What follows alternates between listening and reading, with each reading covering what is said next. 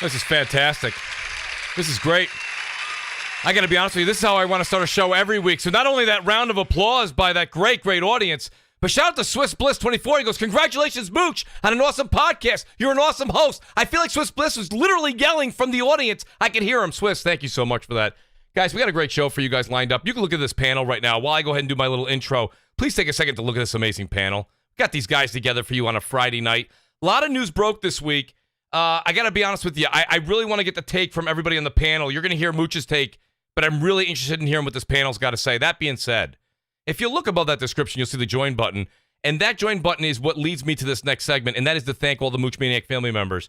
There's so many people that have come through the channel and helped out the channel, and it really, really helps this grow. It helps me grow the Twitch channel as well. And as you can see, if you've been following me here or following me on Twitch, you have legitimately seen the channel get better and better as far as quality. And that is all because of you guys. So let me say thank you to each one of these guys, one by one. The great Sir X-Man, JudaZuk, WoolleyGamer, Frostbite Slash, MumbleRanting Gaming, Tyson Web 509, TrueWiddy, Kn1ght Ripper7, Big Chuck 777, Alphonso Carter, BRAP, Jamie, Dad of War, Damion, CJ UK, the great Jimmy Harrison, who's here in the chat, Zombilla Ice Cream, Andy Hart, and he's back, folks. He was out there in the woods alone without food, water, or toilet, but Replicant is back home. Replicant, welcome back home, buddy. Great to have you with us. Our major Mooch Maniacs, Ola Mocha, who's back with us as well, Domino Zero, SupremeSamurai, Who Are You 5, your boy Roy, who wants an in-depth Tiny Tina Wonderland review, which he's going to get tonight, Smokes 901, Tactical Gamer, Gaming with Persona, Donnell Brown, That Guy Smitty, 4-Star General, Brian B, a.k.a. Delirium Blades, and our VIP Mooch Maniacs, Shadow Assassin, Forkboy Gaming, Rated D Demonic, Strictly! Great to have Strictly with us, Strictly Gaming, the Wise Old Gamer, Remarkable Knights, the Great Perkler 9000, and our honorable mentions, shout out to Chilean, the Great Marty Bison, Bryant Carter, Lady Foxfire, where are you guys? Come home! And our forever Mooch Maniac, Longshot 316. Guys, just as I go over and look at this amazing panel, please take a few moments to tweet it out. Hit the like button. Hit the subscribe button. Basically, what I'm asking you to do is hit a button, okay? It doesn't matter which button. There's 3 buttons. Hit a button. You pick the button. I appreciate it. That being said, let me get to the one, the only, and boy, oh boy, he is in rare form. It's old school crap, and I'm loving every second of it. The great Crap Gamer is back tonight on Friday night. Crap, how you doing tonight, buddy? Hey, I'm doing good. You know, we've been having some fun in the chat. Absolutely, right? To say the least. Xbot knows what's going on, but yeah, it's just it's been kind of interesting. So it has. Yeah, I'm looking forward to getting into the topics here today. It's going to be fun. A lot of stuff to talk about. So yeah, it's always good to kind of jump in and do that. Absolutely, Crap. Appreciate that. And guys, just so you know, the super chat is working. It's a miracle. The great Jimmy Harrison, he says, hell yeah, let's go, brothers. Jimmy, thank you so much for that. I appreciate it. And Tactical Gamer, a member for 20 months. What you guys don't realize is he's a Mooch Maniac family member. He's literally in the family room with his feet on the coffee table, having a slice of pizza, watching the podcast from the other room. Great to have him here. He says, Mooch, give me a rock, chalk, Jayhawk. I'm not really sure. I take that's NCAA talk. I live in New York. Yeah. We don't do a lot of NCAA up here. I'm not saying they don't, but it's just not a lot. But I appreciate it, Tactical. Thank you so much. I appreciate that. That being said, you heard him already. That little snicker in the background, that means he's got his coffee. It means his degree is on the wall. He moved it from the left side to the right side. The Xbox defense lawyer himself is here tonight. Xbot 448. Xbot, how you doing tonight, buddy?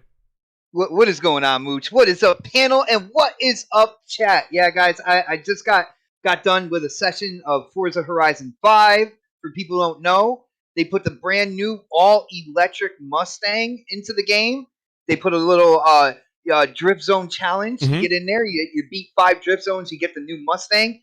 Absolutely am loving that game. And of course, Destiny 2 was earlier today. But Mooch, I gotta say, with what's been going on in the chats and stuff like that, I thought you were gonna yell at me earlier and be like, dude, save some of that energy for Crossfire, man. But I got more than enough. The reason I was just going to say, I've known you for too long, Xbot. There's no way I could tell you to save energy when I know you already have a supply. You always have a reimbursement of that. Buddy, you're fine. You're fine. You're always got the energy. You bring it every week, and I appreciate that. And then you guys know him as well. Now he's going by. He went by, can I borrow $10 last week? Now he's known as Elden Lord BRAP, and rightfully so. I think he's beat the game twice now.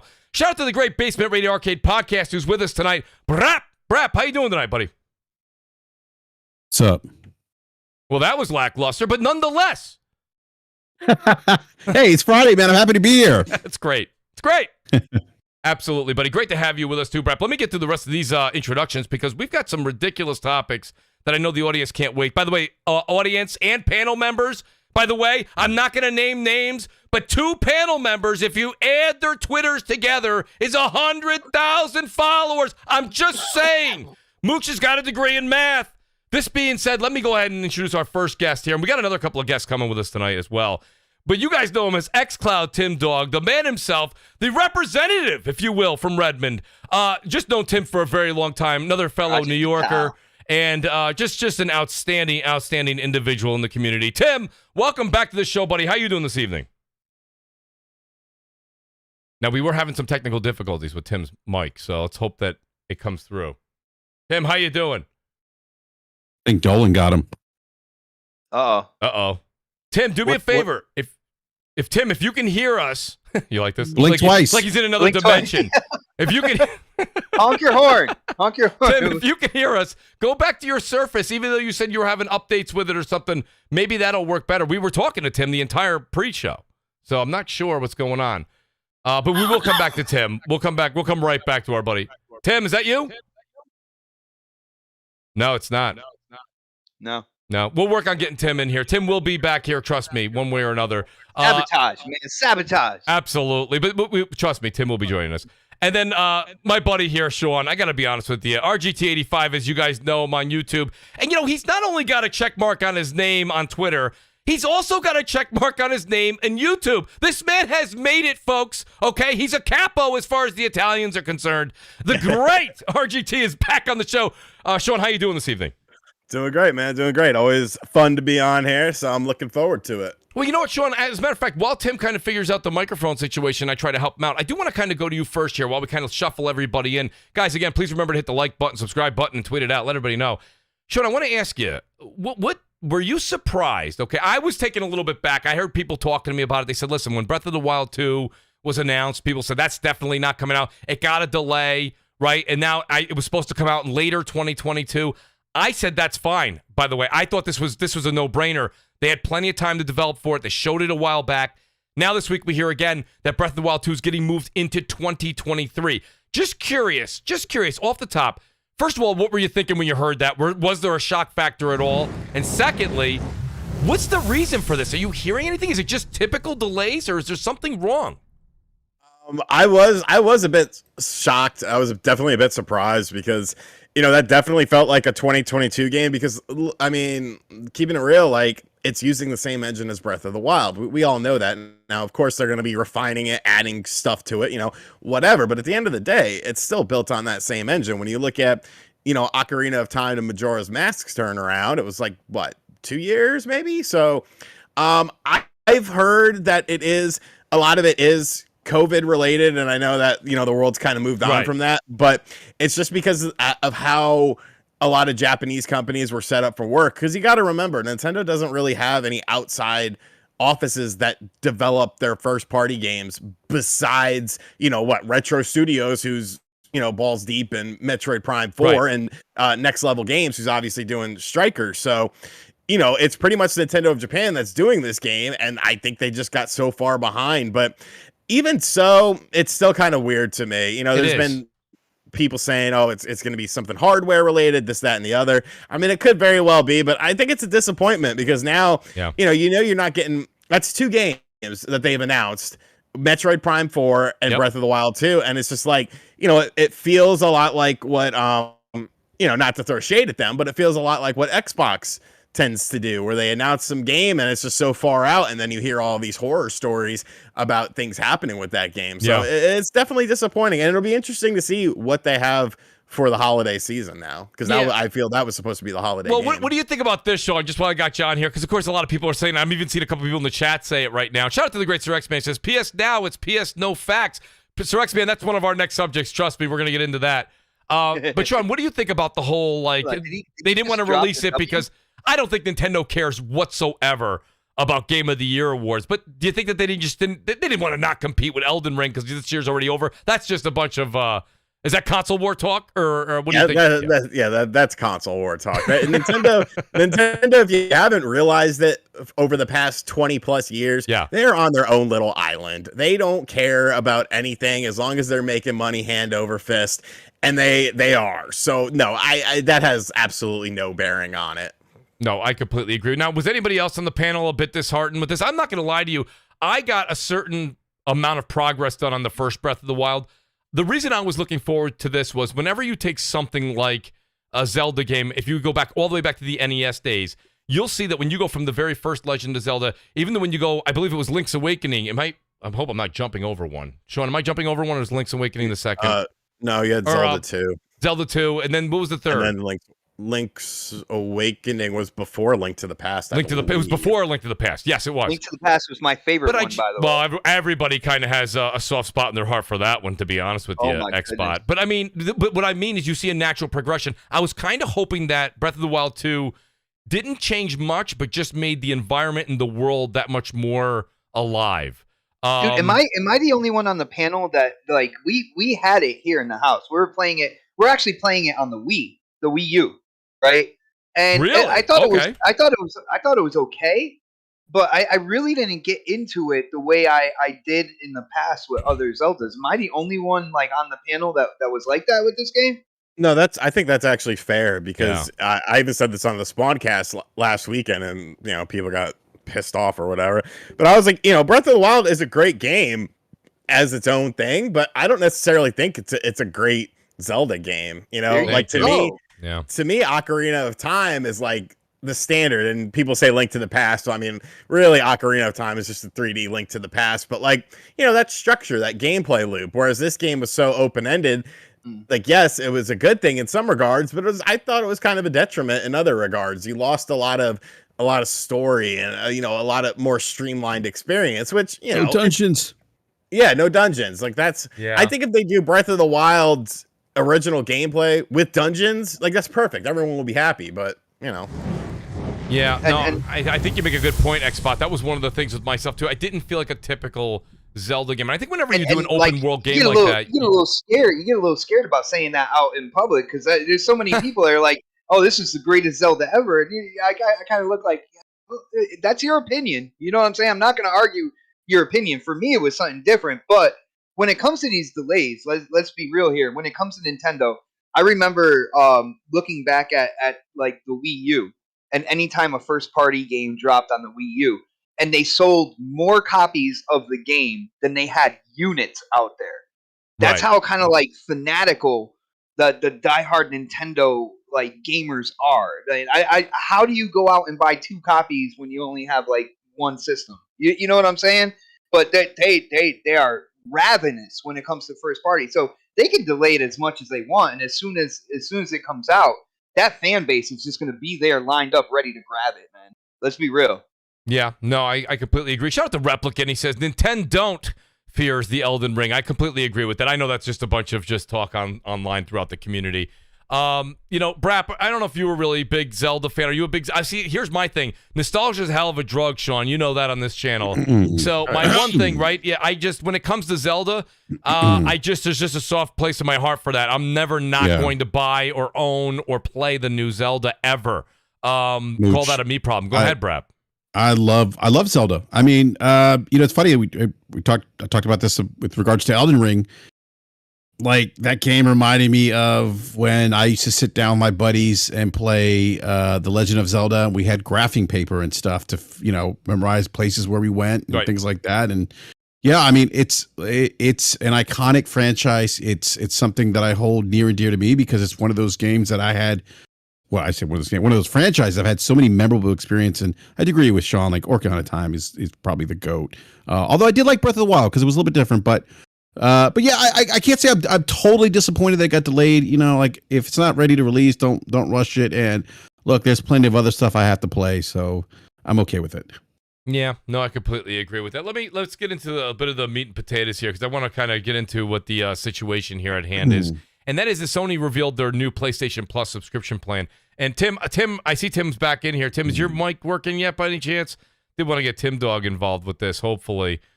I don't know why. He's actually in the room. You guys can see him on the panel, but for some reason the microphone is now no longer working. He was using his phone too. Hey, So- Mooch, unmute Tim Dog, man. Unmute He's Tim not Dog. muted. Let's get Trust me. going. I Playing. would Yeah. never not have the great Tim Dog muted. Never. So I'm not sure. But, crap, I guess I'll start with you here because I thought Tim would have done a good introduction to kind of bring us into the situation from the Xbox side. But, you're right there with him on this. What was your take, Crap, when you basically heard the whole 3-tier system? And I have them here that I can read off for everybody. It's basically PlayStation Plus Essential, it's Plus Extra, and then Plus Premium, I believe, if I have the correct link here. And, the pricing is right as far as what they're offering here. But is this really something? I don't see this as a Game Pass competitor at all. And a lot of people keep on saying that that's the way it's going to be portrayed. What's your take from the beginning to now? It was a super conservative announcement. It was kind of what we figured. They were just basically rebranding PlayStation Now since nobody really uses it. So it makes sense from that aspect. I think one of the more disappointing things was that they kind of, a lot of us said, well, if they don't do like the PS3 backwards compatibility natively, then what's the point? Also, PlayStation Now isn't available in a ton of countries, so it's a little bit weird the way that they kind of handled that. Overall, I just thought it was just kind of more. It's exactly the same thing. It's like I saw a lot of people touting the like 700 plus games, but that's if you would have got PlayStation Now and PlayStation Plus and combined it anyway, you would have paid the same amount pretty much, and that's still the same games from what I can tell. So, I don't really look at this as a competitor.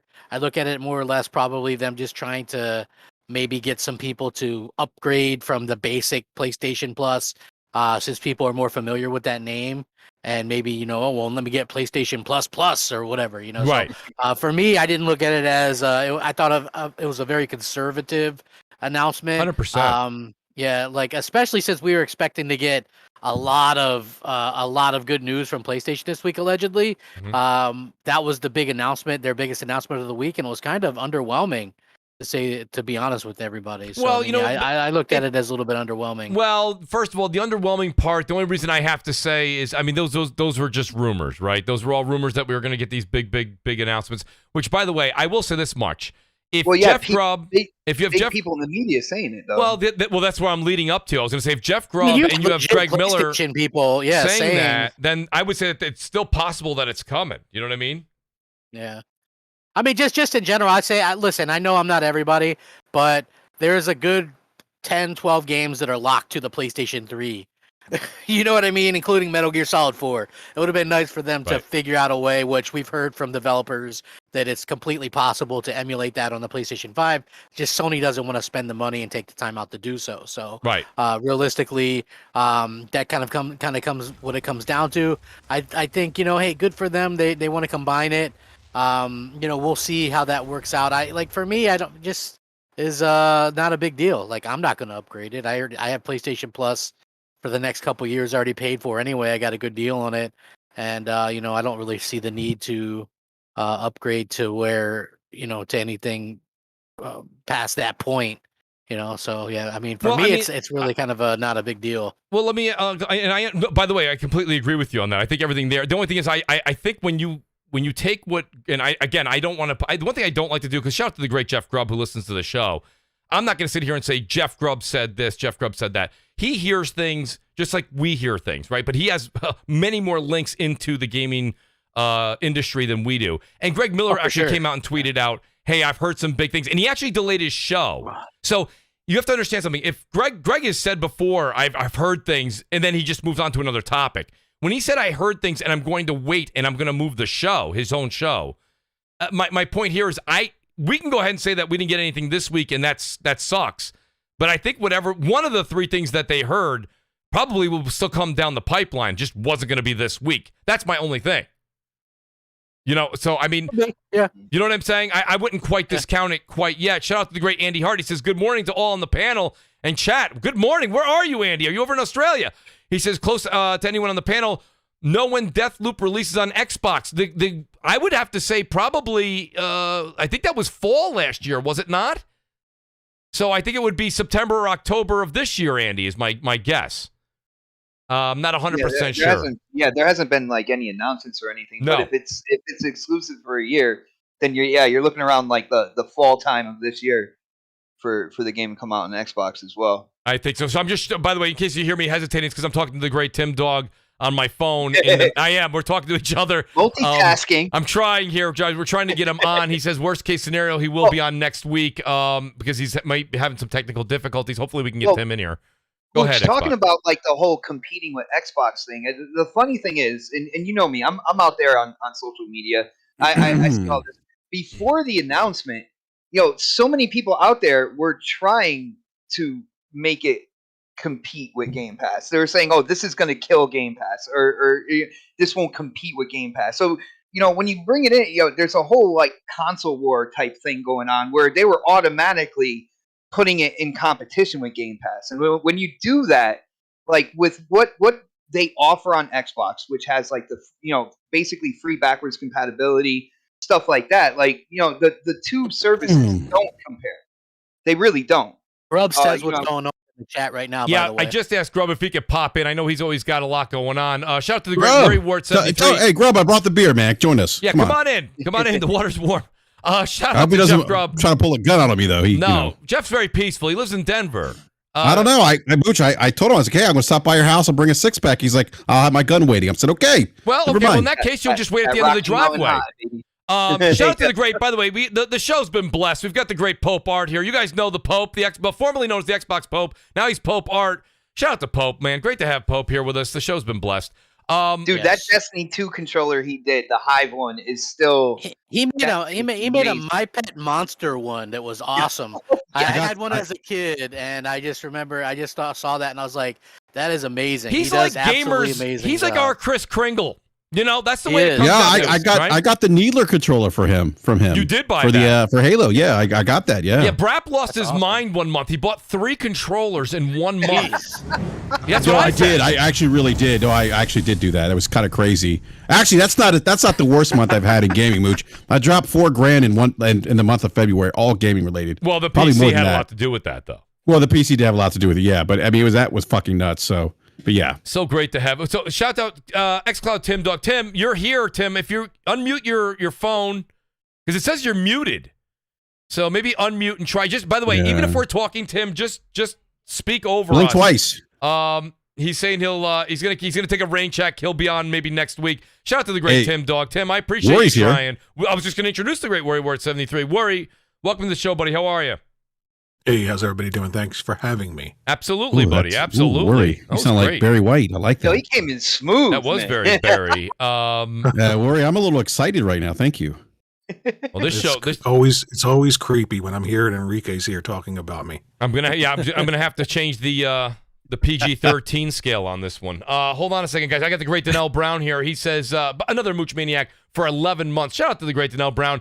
I would say that Donnell Brown would be in the house, but he's a Raiders fan. He can't stand New York media at all. He says, Mooch, I'm about to say it. Seems like another New York show. Shake my head. Shout out to the great Donnell Brown, by the way. He loves the Mooch, hates everything else in New York. Great, Donnell. Great to have you here, buddy. Love it. Andy Hart's also here. He says, still paying for cloud saves on PlayStation is bad. We're going to get into that, Andy. We're all going to get into that.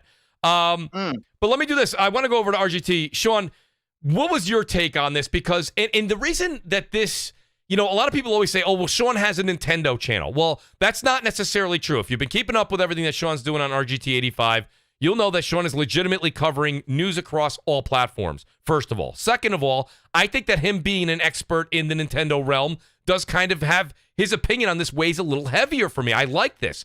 Because, Sean, my point being here is you've got a situation where PlayStation Plus, basically, like Crap said, didn't make a lot of waves. They didn't change a lot of things.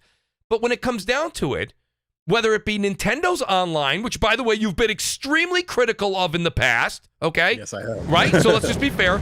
And PlayStation Plus doing what they're doing right and doing what they're doing wrong. Does Nintendo and Sony, why do people feel that Nintendo and Sony, this all pose the question, have to mimic Xbox and Game Pass? Because I feel like Xbox Game Pass has sort of set a standard as far as these services are concerned. But in the same breath, I also don't believe, like, if you flipped Sony and Xbox, PlayStation and Xbox, as far as success is concerned, I don't think Xbox is doing what they're doing now. I think they're doing what Sony is doing. You know what I'm saying? Like, I think it's more of a necessity for Xbox to offer something like that in order to stay relevant within this quote unquote console war thing, because of the fact that, you know, they still have the biggest problem with Xbox is they still don't have big games that are specifically for the system. Like, it's just a fact. Like, there's been some really good stuff, don't get me wrong, but like Halo Infinite was such a disaster. Like, I was so disheartened by that whole Halo Infinite situation, because that could have been a real turning point. Absolutely. You know, but you almost have these companies, and I mean, there's obviously, you know, outliers with this. You know, Forza Horizon 5 was a complete package, or was a more complete package, but you almost feel like some of these Sony companies, Microsoft companies, are sort of viewing everything more as a games as a service thing, because it makes sense to be on that platform. And, you know, I think it works. I think what Game Pass does is great. You know, because it's out of necessity. I don't think Sony or Nintendo have to do anything like that because of the fact that their first party games still sell like crazy. You know what I'm saying? So it wouldn't make sense for them to do something like that. That was a reaction move by Microsoft that was very pro-consumer, but that doesn't necessarily mean what the other companies are doing is wrong. It's just they're doing it in their own manner. I still have problems with Nintendo Switch Online. I'm keeping an open mind about this whole PlayStation Plus thing. I want to see games. I want to see what emulators they're using, how these games are going to run. You know, much like Crap said, I'm very disappointed with the PS3 being streaming and not native because of games like Metal Gear Solid 4, you know? So I'm definitely taking a wait and see approach for it, but I don't feel like really the gaming media is who made it, you know, PlayStation Plus versus Game Pass. Those are the only people that did. That's so true. Sony did nothing. They just put out a blog post. They're like, oh yeah, here's what we're doing. And so, I mean, idiots like me, of course, were titling their videos "The Game Pass Killer," knowing damn well that that's not their intention. You're just trying to get people riled up. So, I mean, that's just how I view it, you know. Well, okay, so I want to do an add-on question for you, Sean, and then I want to get the rest of the panel involved with this, because this is really the meat and the potatoes. Let me chime in after him, Mooch, real quick. Absolutely. But Sean, I want to say this much: the fact that you have Sony and Nintendo absolutely killing it with sales, okay? And I know everybody hates that word now. All of a sudden, sales. You know the credit card and the cash in your pocket that you buy everything else in the world with. You're not allowed to go make a one-time purchase anymore. But the point I'm trying to make to you is this: if their sales, which we're now calling a traditional walk into a store, buy a physical copy, or buy a digital version for your console, that is now called traditional buying because it's not a subscription. Why is it people say, well, you just wait, Mooch, you just wait and see, the traditional way will go away one day? My point is this: if you have Nintendo and you have Sony that own the rights to the recipes of these video games, can't they dictate exactly how we're going to purchase it if, in fact, you want to buy and play that game? Yes, to a certain degree. Okay. You know, with classic stuff, I mean, we're pretty much at their mercy. With the modern stuff, I don't feel like it's wise to go, you know, an all digital route, which is what every single video game company wants. You know, every single video game company wants to get rid of the physical media because it costs them more money. They make more money on digital sales selling the same thing at the same price, where you don't have to worry about a disc, a case, and maybe a little leaflet or you know, artwork on the front of the game. But I still don't feel like that's going away quite as soon as a lot of people feel. Because if that was the case, you know, the PlayStation 4 or the PlayStation 5 digital edition would be the most demanded system, but it's really not. It's not. You know, everyone wants the one that has the disc. I'm still buying physical copies, and Sean, when it comes down to it, I even went and bought extended storage on my Switch, and I still buy. It's funny, I went and bought the Evo, you know, extended storage, and I still to this day still buy physical copies of Nintendo games. I know with you, I say this with good company because there's no doubt you're still buying physical editions. You'll even buy a physical copy of a Nintendo game, Nintendo Switch game, even if you have the digital game, if it comes out post. So, well, like I got a review copy of a game that comes out on the Switch next week. I'm not allowed to say what it is for some reason, but I've already gone ahead and bought the physical copy because I'm like, I want this. Like, there's even like multiple collector's editions that I'm already eyeing because it's a remake of a game. I probably just gave it away there, but it's a remake of a game that I absolutely loved when I was younger. Nintendo's like, gonna come after you now. No, it's a third party game, so we should be okay. We should be okay. But They yeah, might like, come after you still. they might, yeah. Does it have two C's in the title? That's okay. Never mind. Yeah, I that's what Never I guess mind, too. Worry word. Right. No, but Yeah. I do have a review copy of that too, but I haven't Okay. had a chance to check okay. it out yet. Does it rhyme with Rono? Oh, I do have gonna a get copy Sean of in that. But I trouble. haven't checked it out. It's fine. No, he said that was fine, Mooch. okay, that's fine. I'm just looking out for everybody on the panel. That's what I do here. Okay, we don't have liability insurance. Go ahead. By the way, finish your statement there, Sean. But yeah, like I think physical games still has a place. It'll always have a place, at least for the next foreseeable future. That's just what I think, though. Okay, well, Brap, go ahead. We'll Brap on Yeah. the mic, and then Xbot. I really want to get Worry and Crap's points on this too, because I think it's really important. But go ahead, Yeah. Brap. I just want to say something real quick. Sean's right. The media did kind of present this as Game Pass versus PlayStation Plus PlayStation Plus. The reality of the matter is, and I've seen this misconception going around. People need to understand something. In gaming, like any other consumer product, you have varying demographic groups, right? Mm-hmm. It's why we have free-to-play games. It's why we have microtransactions. It's why we have subscription services. It's why we have a variety of different genres. People want different things. People consume things differently. There's no right way per se. There's no, I see people saying Xbox Game Pass is the future and this is how everyone's going to consume games. And I say, no, that's not true because not everyone was going to see value in that service. And that's what people need to realize. Like what you see as value, someone else might not see as value. We see that all the time. Mooch, you're an example of that. You have said to me numerous times, Brap, I am probably going to utilize Game Pass on a release by release basis where I'm I am subscribed to Game Pass for the next 2 years. You'll have people that are going to go in and out of that service to service their needs or to meet their needs. You also have people that are going to say, you know what, I want access to 300 games at a time. I don't want to miss potential releases of games that I want. So it's not a one size fits all type scenario. This applies to every other consumer product or good that's out there right now. And I feel like for whatever reason, gamers seem to forget that. Like we all have different wants, different needs. Now, companies also, like any other consumer product, approach things differently. Companies have different levels of risk they're willing to take. Companies also approach things very differently. And this is the case with PlayStation Plus and Game Pass. Microsoft, look, the hardware is not the platform for Microsoft anymore. It's Game Pass. They are positioning themselves to the point where that when cloud streaming becomes more viable, that they now open the door they're really removing a barrier of entry for new consumers. Sony is not doing that. Sony's a hardware manufacturer.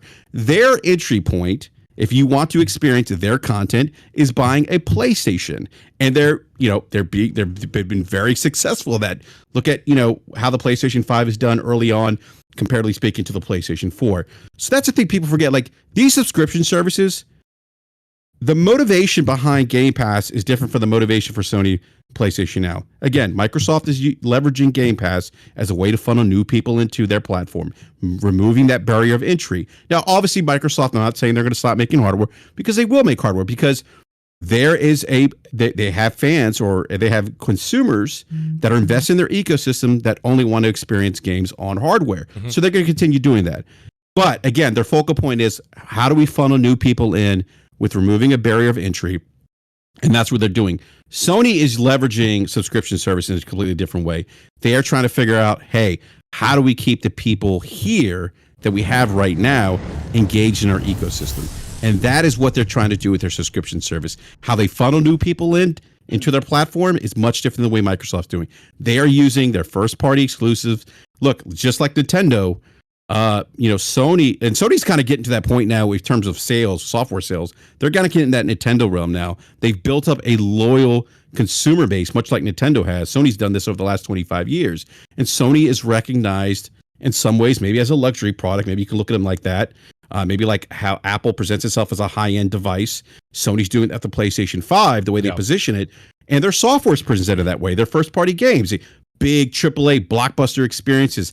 That's why people go to PlayStation. That's what Sony is leveraging to get people into their ecosystem. But again, they are utilizing their subscription not to drive in new consumers, but to keep the consumers they have in their ecosystem so they don't go elsewhere for, games or other types of services and feature sets they might include later on down the road. So that's the big difference. Like the whole Xbox versus the whole Game Pass versus PlayStation. It's again, I do agree with Sean. It's something that was kind of spun by the media, and I think people kind of ran away with it. But people need to understand these companies are really approaching this business two different ways. And what Phil Spencer did say, Sony's not a competitor. At first I kind of balked at that, but I'm like, you know what? He's kind of right, because everything that Microsoft's doing now is tied to Azure. Game Pass, xCloud, all Azure. That's all Azure based. That is Microsoft's focus as a company. That's why you hear them talking about branching out into different devices, having Game Pass. All that stuff's going to be on Azure. Microsoft has built these data centers. If they're not utilizing those data centers, they're losing money. I completely agree. I do. And Xbox, I want to give you the mic. I want to just read one thing. I apologize. Shout out to the great Jeff Grubb who's in the chat here. Jeff did mention this when we were talking about the rumors when Crap had brought this up. I just want to read what Jeff said in case everybody didn't get a chance to read it. He said, of the three things that were mentioned that him and Greg Miller were talking about, he said one of the things was PS Plus, which was announced. Number 2 was a mixed signal about PSVR 2 that isn't happening yet, he wrote. And the third was an acquisition, and no time on that as of right now. So shout out to Jeff. Jeff, I just copied that and wanted everyone to know what it was you were referring to in case they didn't see your show or hear what you were discussing with Greg. So go ahead, Xbot. I apologize for interrupting. Real quick, talking about the whole competing, PlayStation Plus versus Game Pass. I heard what everybody said, and you guys make a lot of sense. Unless you go back a few months and you hear what Jim Ryan was talking about when, people asked him if he had an answer for Game Pass. This right here, his response, we're working on something and we'll have something, to talk about, fairly soon. You guys remember that? I do. But he's also not going to say no. You got to remember, a lot of the times when these executives are talking, they're speaking to their investors.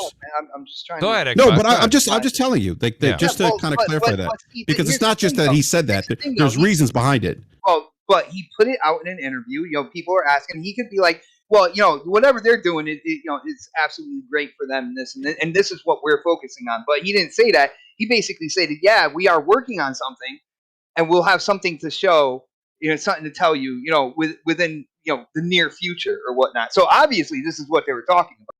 So when you take that, I know journalists do what they do, and I know console war fanboys do what they do, but you also have a point of reference here that goes back to basically the guy running PlayStation saying, yeah, no, we have an answer. We're working on something right now, and we'll let you know fairly soon about that whole thing. And that's pretty much what it was. So you can see where people would build up that was a competition thing between Game Pass and PlayStation Plus and what they did with it.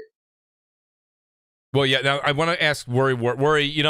Usually BRAP gives me a call on Discord on Friday mornings. Gets Mooch all riled up. He gets me all riled up. Now he tried. The reason he didn't get a hold of me was because I was talking to the great Worry Wart. By the way, you're cheating on me. Well, I apologize in advance. I said it on. Well, I don't blame you. I mean, Worry's got like 24-inch pythons. I get it. Shout out to the great Jimmy Harrison. He goes, Worry is the freaking man. He's the man. Worry's a big piece of man candy. I get it. Worry, we talked in depth pretty much today about this situation. I mean, let me just, I'm not going to pose any kind of a different question to you. What's your take on what you're hearing from the panel and your thoughts on the new PlayStation Plus service? Yeah, this is going to be long-winded. I was trying to figure out a way to say it as quickly as BRAP talks, and I just can't do that. But I was watching Mandalorian, some behind-the-scenes stuff with Jon Favreau, and he was talking about how much it costs to make shows like feature-length movies and things like that. And they were looking at ways to cut the cost down so that they can put them in Disney's subscription service because they have a budget, and it's much less than a feature film. But what they're doing is they created technology to make these episodes look like feature films, but the cost is much less. And he actually referenced the fact that at some point in time, when Disney gets to the point where they have enough subscribers to actually start making a profit, that's when, most of that content will probably go right into Disney Plus. Not only the fact that movies aren't going to cost that much anymore because of this new technology that they created. And it's really long-winded, but it's cool if you have it. Watch the behind the scenes. It's this really cool technique of where they can make like movies just like for half the cost and have them look like feature films. I think they use Unreal Engine too, I think, if I'm not mistaken, right? Wasn't it? No, they do reference game engines and how game engines have helped them create effects. Unreal is one of them. Yeah, at much less cost. But the bottom line is that, everything will probably go into a subscription service. You just have to have enough subscribers to, not just break even. We were talking earlier, Mooch, about Disney Plus and how they're not breaking even until 2024. And they have the most subscribers of any subscription service. So once they break even and then start making money, then with this technology developing those films much less, they're going to make even more money by putting them in the service. And I think the same thing will happen eventually with subscription services for games. It's just that at the end of the day, you have to figure out how to make games in a much cheaper way, but you also have to have quality content releasing. See, that's the key. You have to have really great games to compel people to buy anything or to subscribe to anything. And to stay in the subscription, right? I mean, that's the thing, is to remain. That's the thing. When we keep saying these numbers, we were talking about this earlier too, is when people say, well, Game Pass is at 25 million. It is, but it's not like they get to 25 million and then once you're subscribed, you can never leave. It's like a gym membership. It's like anything else. It fluctuates. They report the peak value. Then it could drop down at low times to 18 million, 17, then it peaks back up again. It's not like once you're at 25, it's like, we can never dip below 25 again. Because I've said that to somebody. I'm like, well, it goes high and low. They're like, no, Mooch, that's it. 25's the lowest. I'm like, that's not how it works.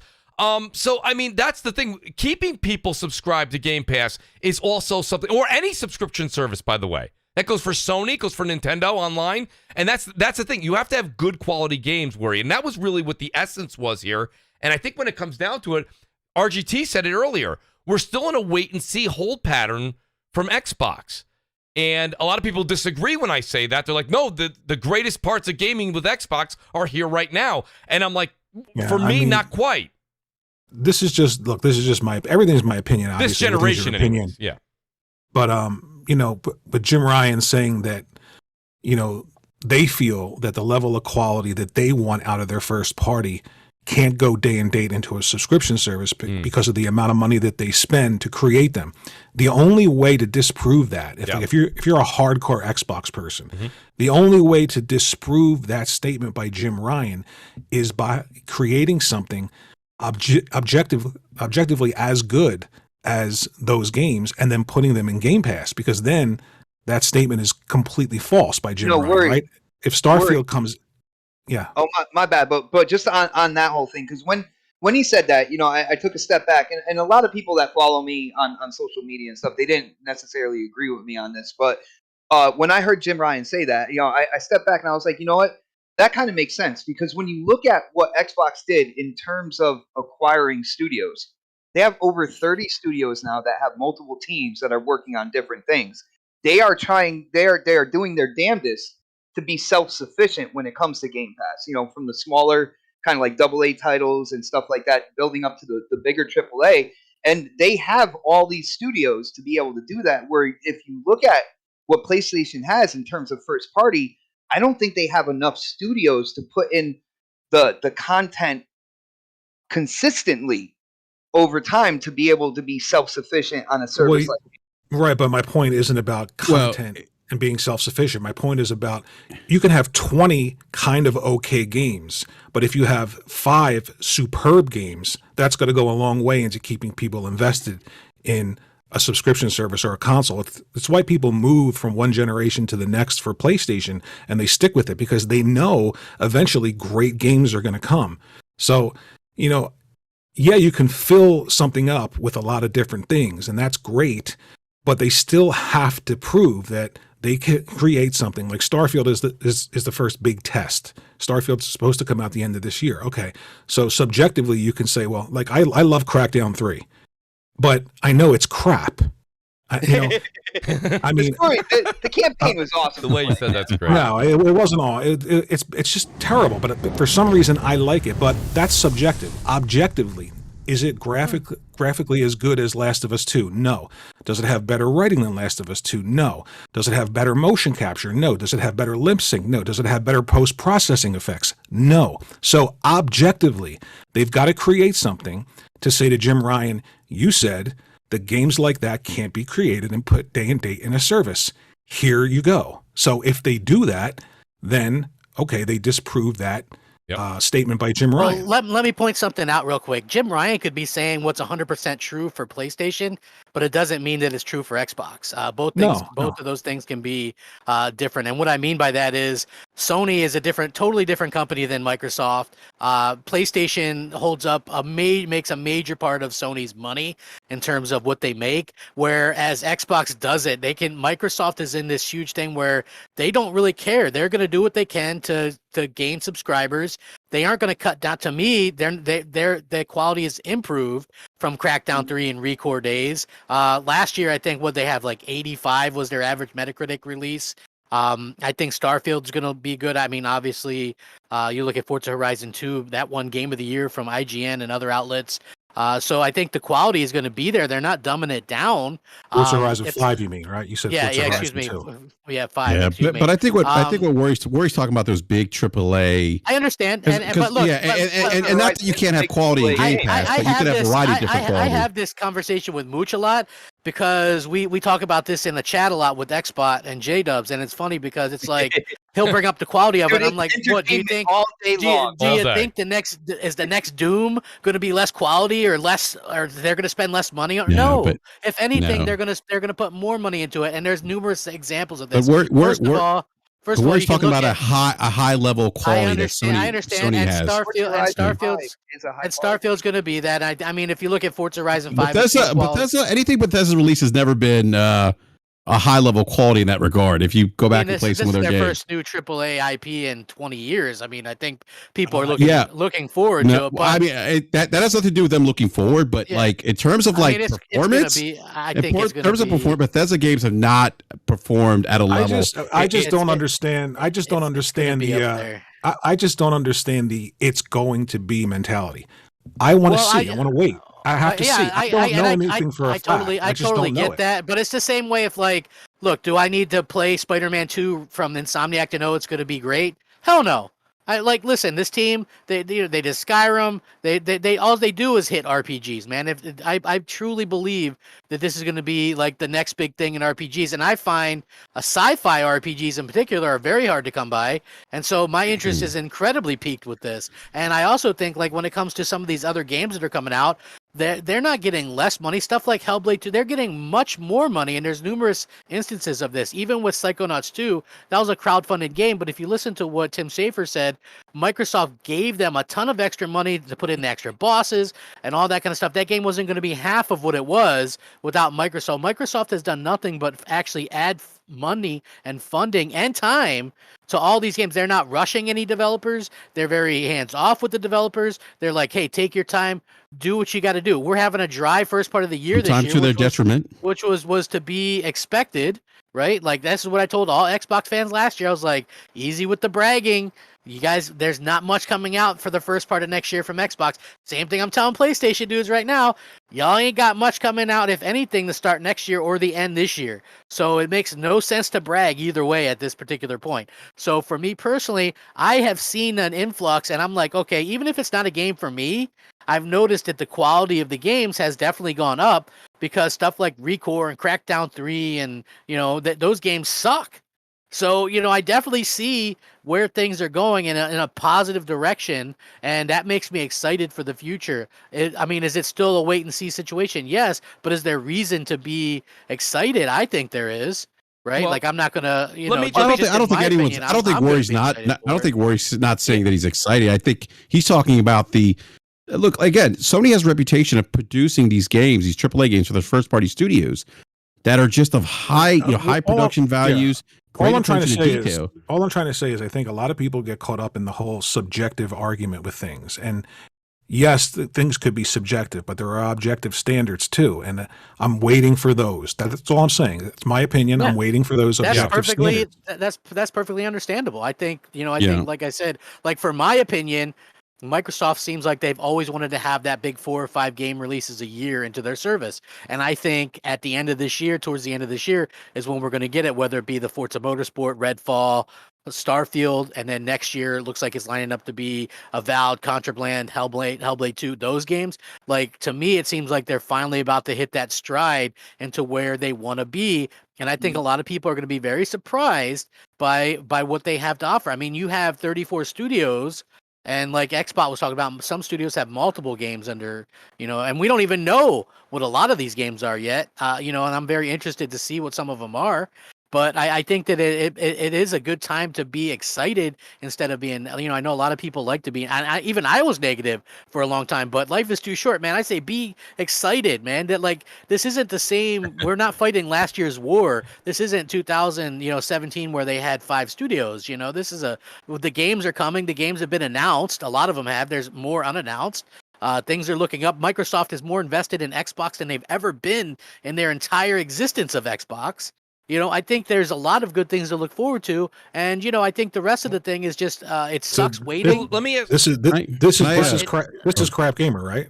Yeah. But it sucks I just waiting. want to make sure. But it sucks waiting. I completely agree with that. But I just think that like we're much closer now than we were 2-3 years ago.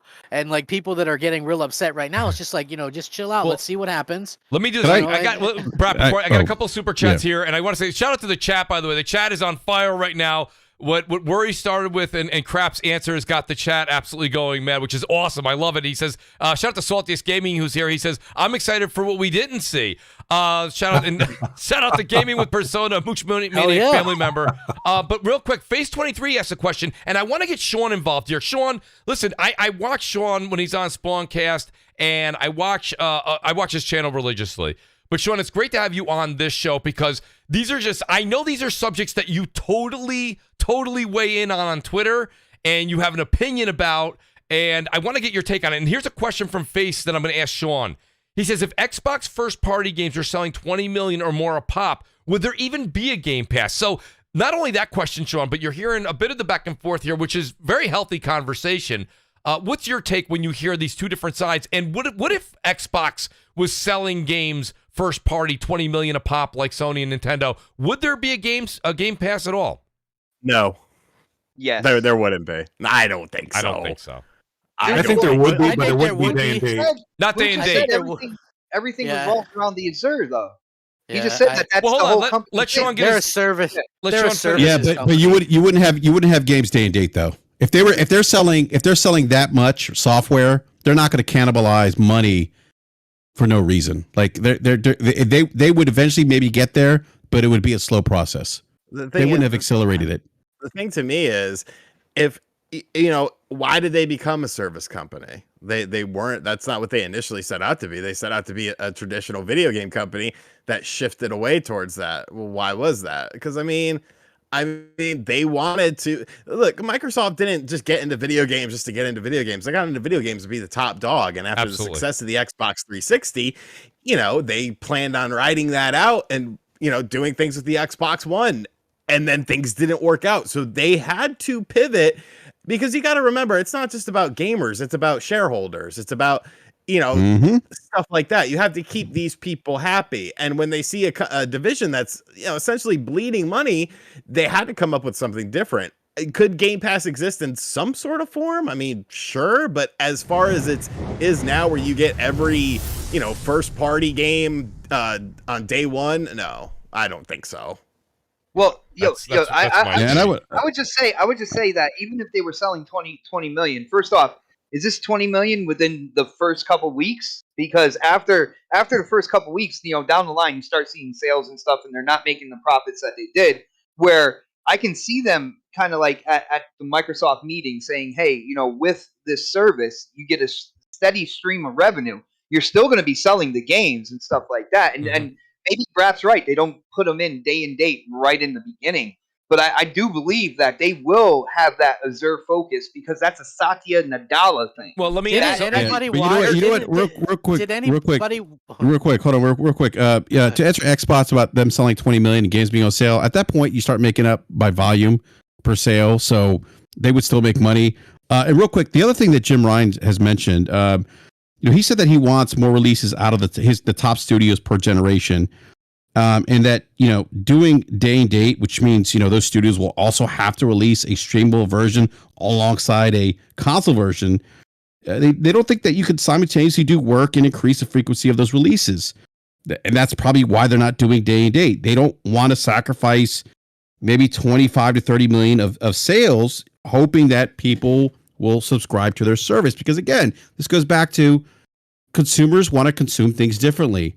Some consumers are going to only want to buy a game because they maybe buy 2 or 3 games and they don't see the value in subscribing to something for $180 a year, where they might not even utilize that service. So I think that's part of it too. But that's all I want to say. Go ahead, Mooch. I just want to say that Go ahead, if you guys watch the history of Xbox thing, in 2014, Phil Spencer came up with the idea for Game Pass, right? So they had the idea for Game Pass before any of this stuff happened. That's the way that company trends. When you're in a business like that, when you're in multi-trillion-dollar company, you don't just stick with what works right now. You have to sometimes take risk and ideas of how things are going to happen in the future, and you have to stay ahead of it. And I feel like that's probably that's true. Crap, that is true. And Microsoft's more willing to be a loss leader in that regard. But again, if they were selling 20-30 million copies, or they were selling software like Nintendo does, we wouldn't see that pivot. Why couldn't you do both? Because because you have to look at the structure of all these companies. Nintendo relies on video game and hardware sales. That's all they have, and mobile games and stuff like that, but that's all they have. Sony, one of the most profitable divisions is what? The video game division. PlayStation, right. So they have to have PlayStation be third successful. of the revenue. Exactly. And then Microsoft, it's a drop in the hat for them, the gaming division. It doesn't mean anything to them. So it really comes down to the structure of these companies. But I still feel like, the best-selling first-party game for the Xbox One that was a first-party Microsoft-published game was Halo 5 that hit like 6 million. If you're selling 15, 20 million on all your heavy hitter games, you don't need to do something like that. Yeah. That's just, there's a reason why Sony doesn't have that. There's a reason why Sony games aren't going to be day and date. There's a reason why Nintendo doesn't have anything. Well, they left the door open.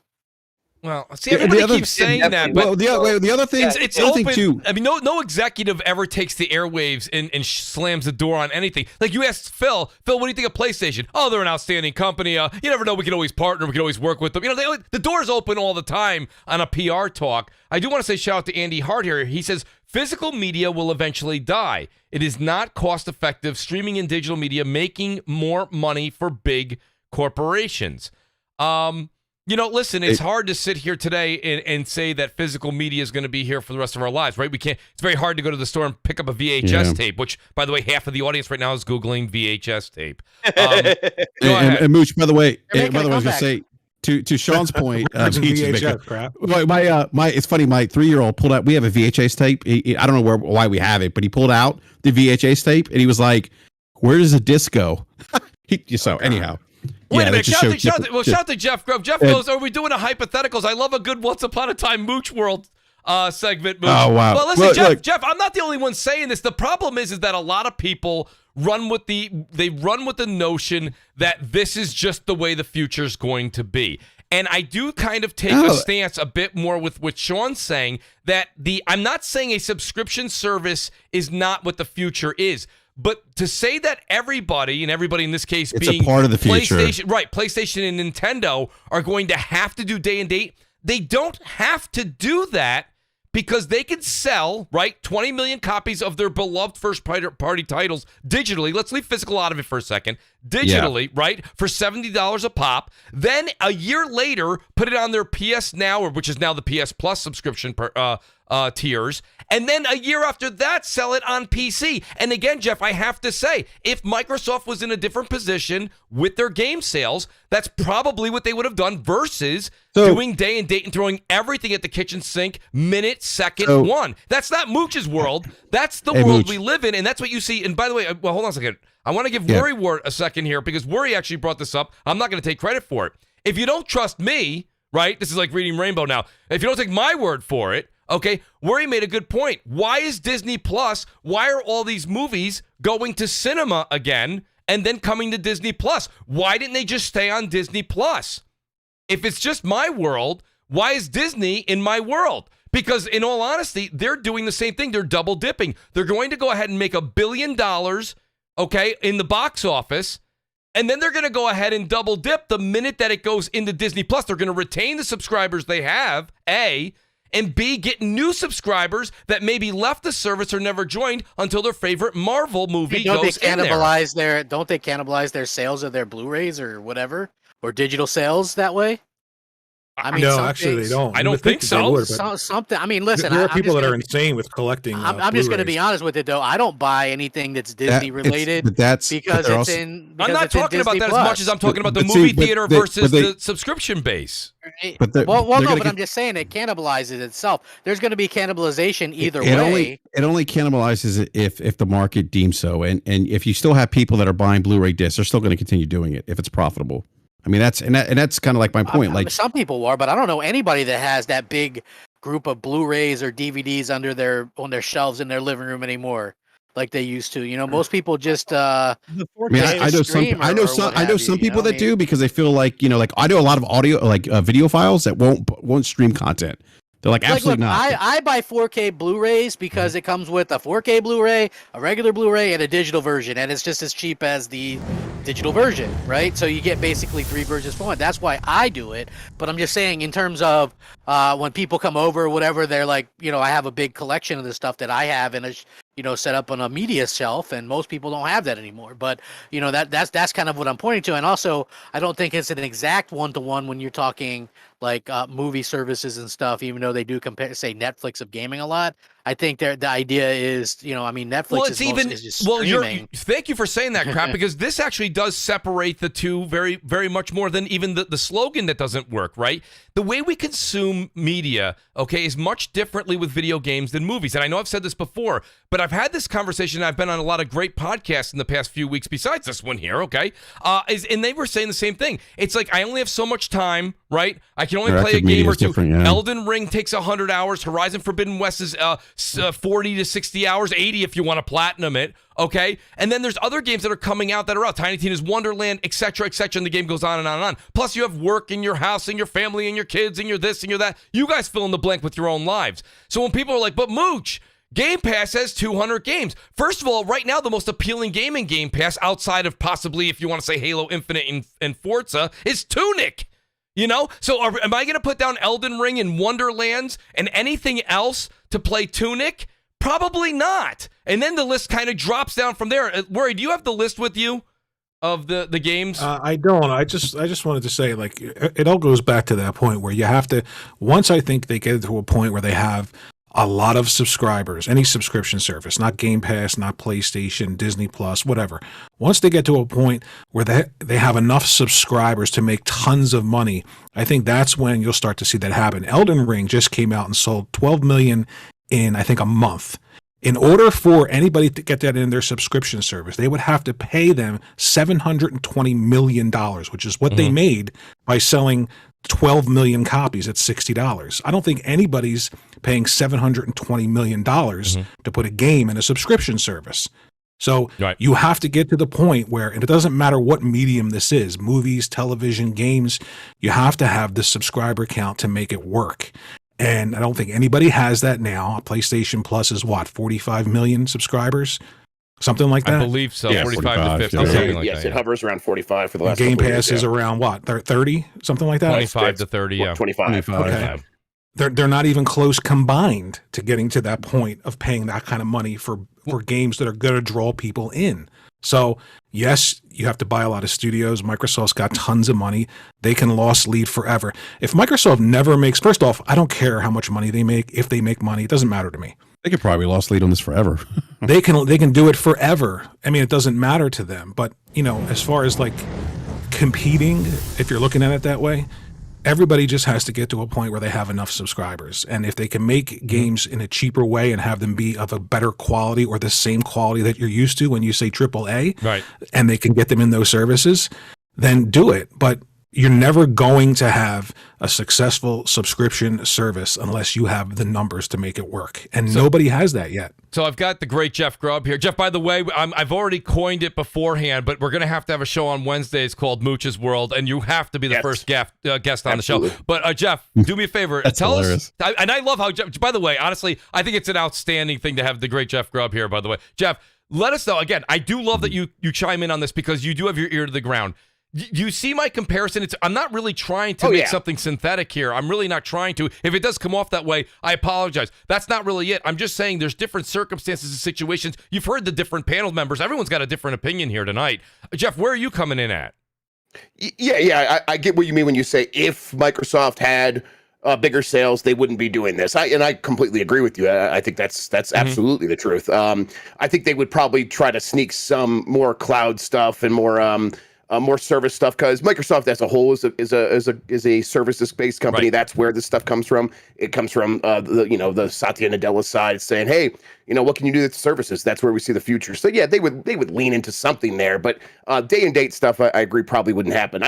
But I do think that's it's a little bit beyond the point of the reality is that they are doing this, and the reason they're doing this is because if they weren't doing it, they believe someone else would make this happen. Like when people say that this is the future, they don't mean this is the only future. Like so far in gaming, the way of like consuming games, nothing's really gone away. We've only sort of added new ways of doing things on top of it. So I guess unless you count like buying physical PC games, maybe that's the one thing that went away. But everything else has like mostly been additive. And when they look at like subscriptions, it's just like they are looking around saying, okay, this is the strategic move for us because someone's going to do it, and we have the money, we have the infrastructure. We're one of the world's biggest cloud companies. Period. We have everything in place to do this, and have the technology. Yeah, we have the technology, but like we also have like the sort of the muscle to push other people around in this space. And if we get out ahead, we could define what this looks like. Now, people are still gonna, like Phil Spencer said himself, like they still make the most money from selling video games. But in 10 years, like it's probably going to look a little bit different in terms of like what the balance is, and maybe more people. And this is likely new people coming into the space saying that, well, subscribing to games makes the most sense for me. They're probably going to like say, okay, so as those people are coming in, we want to be the ones defining what a good subscription service looks like, and they're doing that. EA, we don't have to look at Sony. We don't have to look at Nintendo. Look at what the other companies trying to do subscription services are doing beyond that. EA was like, okay, we're going to do our own. And they've sort of given up and said, okay, we're just going to go into Microsoft's thing. Ubisoft has been in discussions for that sort of thing, and they're afraid to do it because they know once they go into Microsoft's thing, they're never going to be able to extract themselves. So, and these companies are all well aware of what Microsoft is doing, trying to box them in and box them out. So you either get boxed into Game Pass or you get boxed out and you look like a bad deal compared to Game Pass. So play ball or go home and this is the deal they're all being given. So, I mean, this is like, to me, that's the real discussion is Microsoft sees this as a strategic future. So if it was selling 20 to 30 million copies, yeah, whatever, they're not. So this is the future that they're approaching. And will it work? I mean, they're getting there. I mean, if you look at the growth of like we talk about the 45 million for PS Plus, 25 million for Game Pass. If you look over the last several years, like the chart is Game Pass is growing much faster than any other subscription service period right now, which you would expect it to, right? Everyone calls it the best deal in gaming. It better be growing faster than everything else. But on its current trajectory, it should get to like 50 million within the next couple of years. And if it doesn't, it's because something went terribly wrong. Yeah. Well, and then when you add on top of that, like what they're really trying to acquire Activision, putting Call of Duty into the service as Yep. well. I mean, that is the crown jewel there when you're talking about, Well, and it's funny because we've left that topic. I'm kind of glad you segued to it. But let me just get a couple super chats here because there are people that are kind of talking about this. While we have RGT and we have Sean here as well as Jeff. I just want to see where I left off. I apologize, man. I really dropped the ball on some of these super chats here. Here it is. Well, so Ray Martinez Jr. says BRAP's take is wrong. He says mentioning Sony's game is similar to Nintendo games. Nintendo don't have any of their games on PC. Sony is following Microsoft's route. Andy Hart says, to me, Gears Tactics was a quality release, beautiful graphics, cutscenes, and good gameplay, and that was a day one release for Series X and S. True, Andy. Alvin says here, Satya made Microsoft's Office a subscription service soon as he got there. They would be going full gaming subs no matter what. Hashtag Wonderland's Game of the Year. Shout out to Alvin. I mean, think about it this way, right? Like what was it like? That damn, you can use what the hell is it like? What the hell, Photoshop, right? Yeah. Like you used to be able to buy that. Now I think you can only pay monthly for monthly. it. That's right? right. It's like, you got to pay. Like I pay monthly for that stuff, right? Like before, Well, I was like, so- well, maybe I'll spend the money and buy it Great because I use it example. all the time. Great It's example, like, but Crap. now it's that. So that's you know what I'm I saying? and I But- want to use that example though. That's a great It's example you also bring only up. one product versus a variety of different But it products. depends on how the platform, if you will, wants to sell their product. Sony legitimately, see, here's the thing. Here's my point. I think when Microsoft, and you made a good point, Crap, that 2014 is when Phil and the inception of all this came about, whatever, blah, blah, blah. That's fine.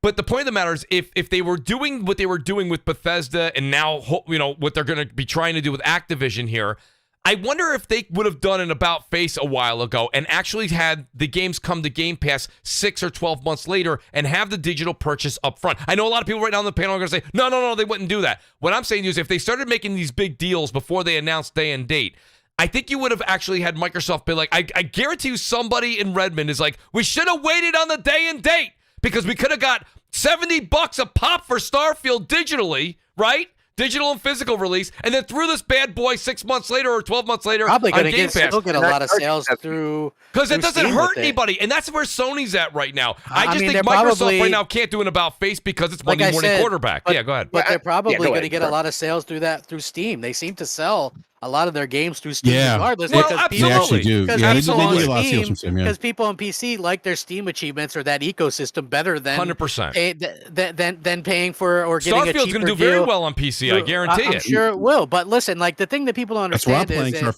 Starfield. if this math on the calculator is right, if you have I'm 30 playing it on million, the Xbox Series S. if you have 30 million God help people, you, Worry.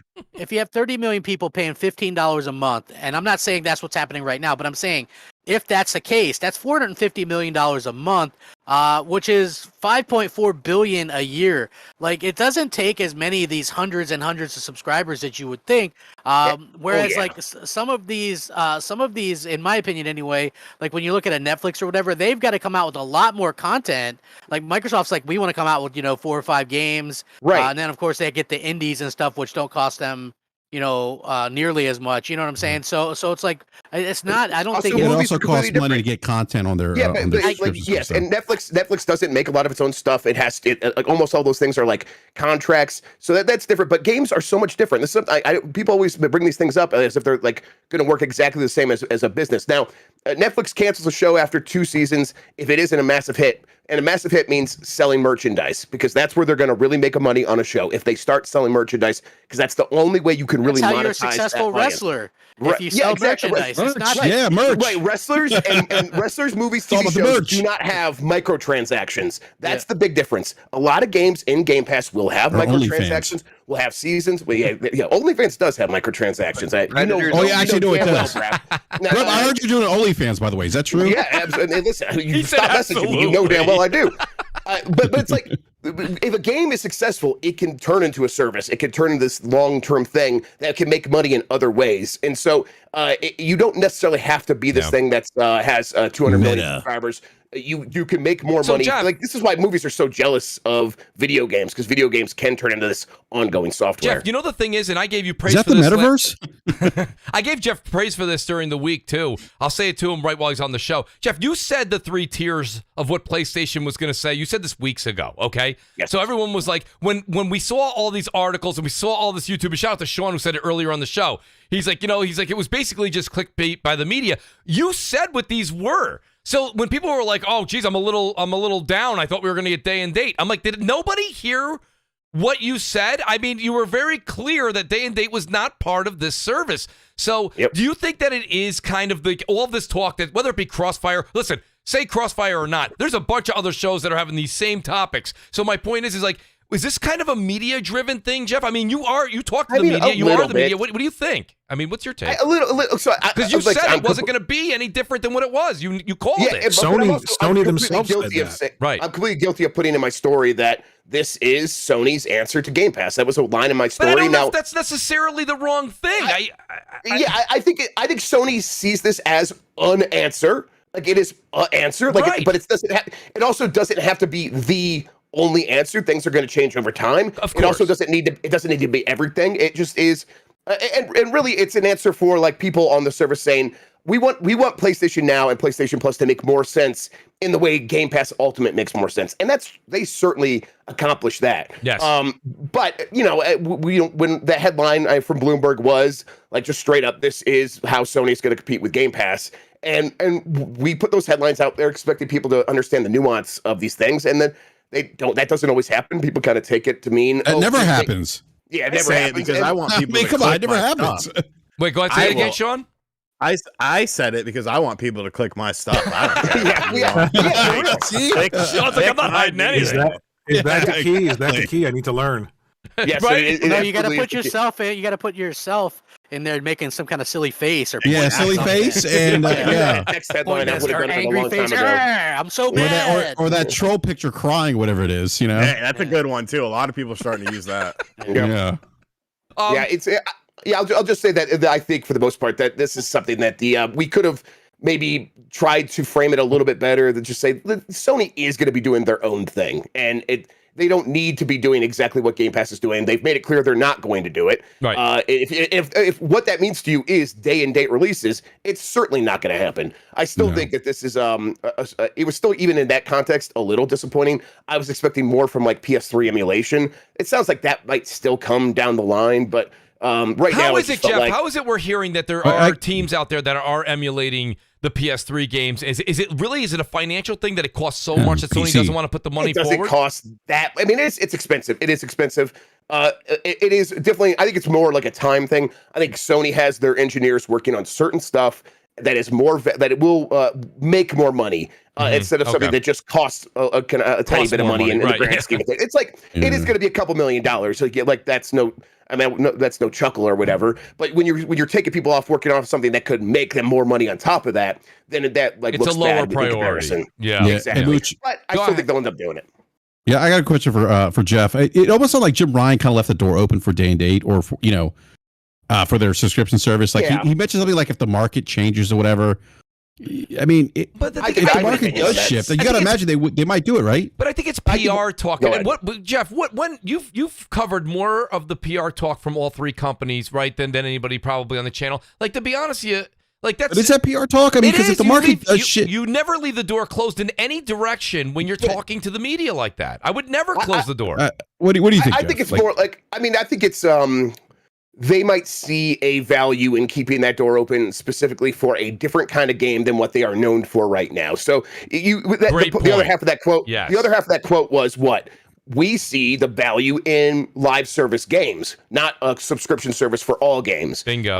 So we're going to keep doing our $70 massive blockbusters. And then on the other side of that spectrum, we are going to be doing a lot of service games. Get used to it, everybody. A lot of service games. What is in between there? There is a vast chasm in between there of games that probably could still make sense coming day and date to PlayStation Plus. And it's going to be stuff that is smaller budget, lower. I mean, things that are like, like Destruction All-Stars level, right? Yeah, Destruction All-Stars. Rocket League is what I'm thinking. Like Rocket League, Fall Guys, but like, maybe Stray, pardon me. Stray, exactly. What about like multiplayer games? Like, games that are focused but also I think like single player games from like smaller studios, partner studios, that would make the service make more sense and help those games like be justified because they are being pushed out of the market, right? Because if you're not a $70 PlayStation massive blockbuster and you're not a live service game that's going to be my one game that I play for the next 5 years, it's kind of hard to justify yourself in this market. And I think that's what's good about Game Pass is Game Pass sort of like alleviates those concerns. And I think Sony sees the possibility of being like, well, we could match that with a lot of games that are smaller and then still sell our $70 games and then put those on PlayStation Plus. Good question, Brad, for Jeff. I think that was a great question. Yes, Jeff. Now, I do want to, I really feel bad, guys. By the way, just to update everybody, because I did promote I like to consider myself the Walter Cronkite of podcasting. You really are. Throw that out there, you know. I want to let everybody know if they're joining in just now. Yeah, I'm sure Walter Cronkite talked about his OnlyFans page back in the day. Well, I don't have an OnlyFans, but I think Jeff does. So I'm not sure if he'd inquire about it either. I'll start an OnlyFans if you want me to. The great XCloud Tim Dog will be joining us another week. We just couldn't get it to work, but I really wanted to get Tim's opinion on this. But Jeff, the reason I'm bringing Tim up, not only because his microphone wasn't working and we're gonna have him on in a week or two, is that he said something a while back, and because every time you come on, it's always Game Pass. But while I have you here, this is not Game Pass related. This is actually going back to the Activision. Right, thank you. Activision Blizzard acquisition. This is a big deal right now. And Tim said this when the deal was first announced. You know, when we all knew it was going to go to the FTC and the judiciary, whatever. He said, he goes, I can tell you this much. He goes, I feel, and I'm paraphrasing Tim. If he was here, I would rather he quoted himself. But he said something along the lines of, it's not a done deal. This has got to go through. Yeah. Now we've seen more and more. And now the senators that are speaking up, I know a lot of the Xbox fans don't like to hear this. They're like, oh, it doesn't matter. They're just squawking. These are four of the biggest, loudest senators. Okay, they're making a big thing of it. I would say that I don't think that this is a home run done deal anymore as much as it was with the insider trading, the whole thing with Bobby Kotick going on. There's a lot of stuff. More and more people coming to the forefront complaining and saying things are going on. Where is it from what you're hearing now? What's the percentages you'd give him? If you don't want to feel comfortable with a percentage, could you at least give a left and a right perspective to where this is? Because this isn't necessarily a done deal. People are claiming it's over. I don't think it's over. Yeah, I don't necessarily think it's over, but I also don't. I think there's a much greater chance that this goes through than not. But I do think that there's a very strong chance that there's going to be some serious caveats attached to make the deal sort of kosher when it goes through. Now, this is something that has happened when Disney bought Fox. They got Fox Sports, right? Well, the government says, no, you can't have Fox Sports. We're going to cut that out, and we have to sell that to someone else to make this deal okay. And if you can't find a seller in 30 days, we're going to put a kibosh on the whole thing. They found a buyer, they sold it, and they're like, okay, that was a caveat that we can deal with.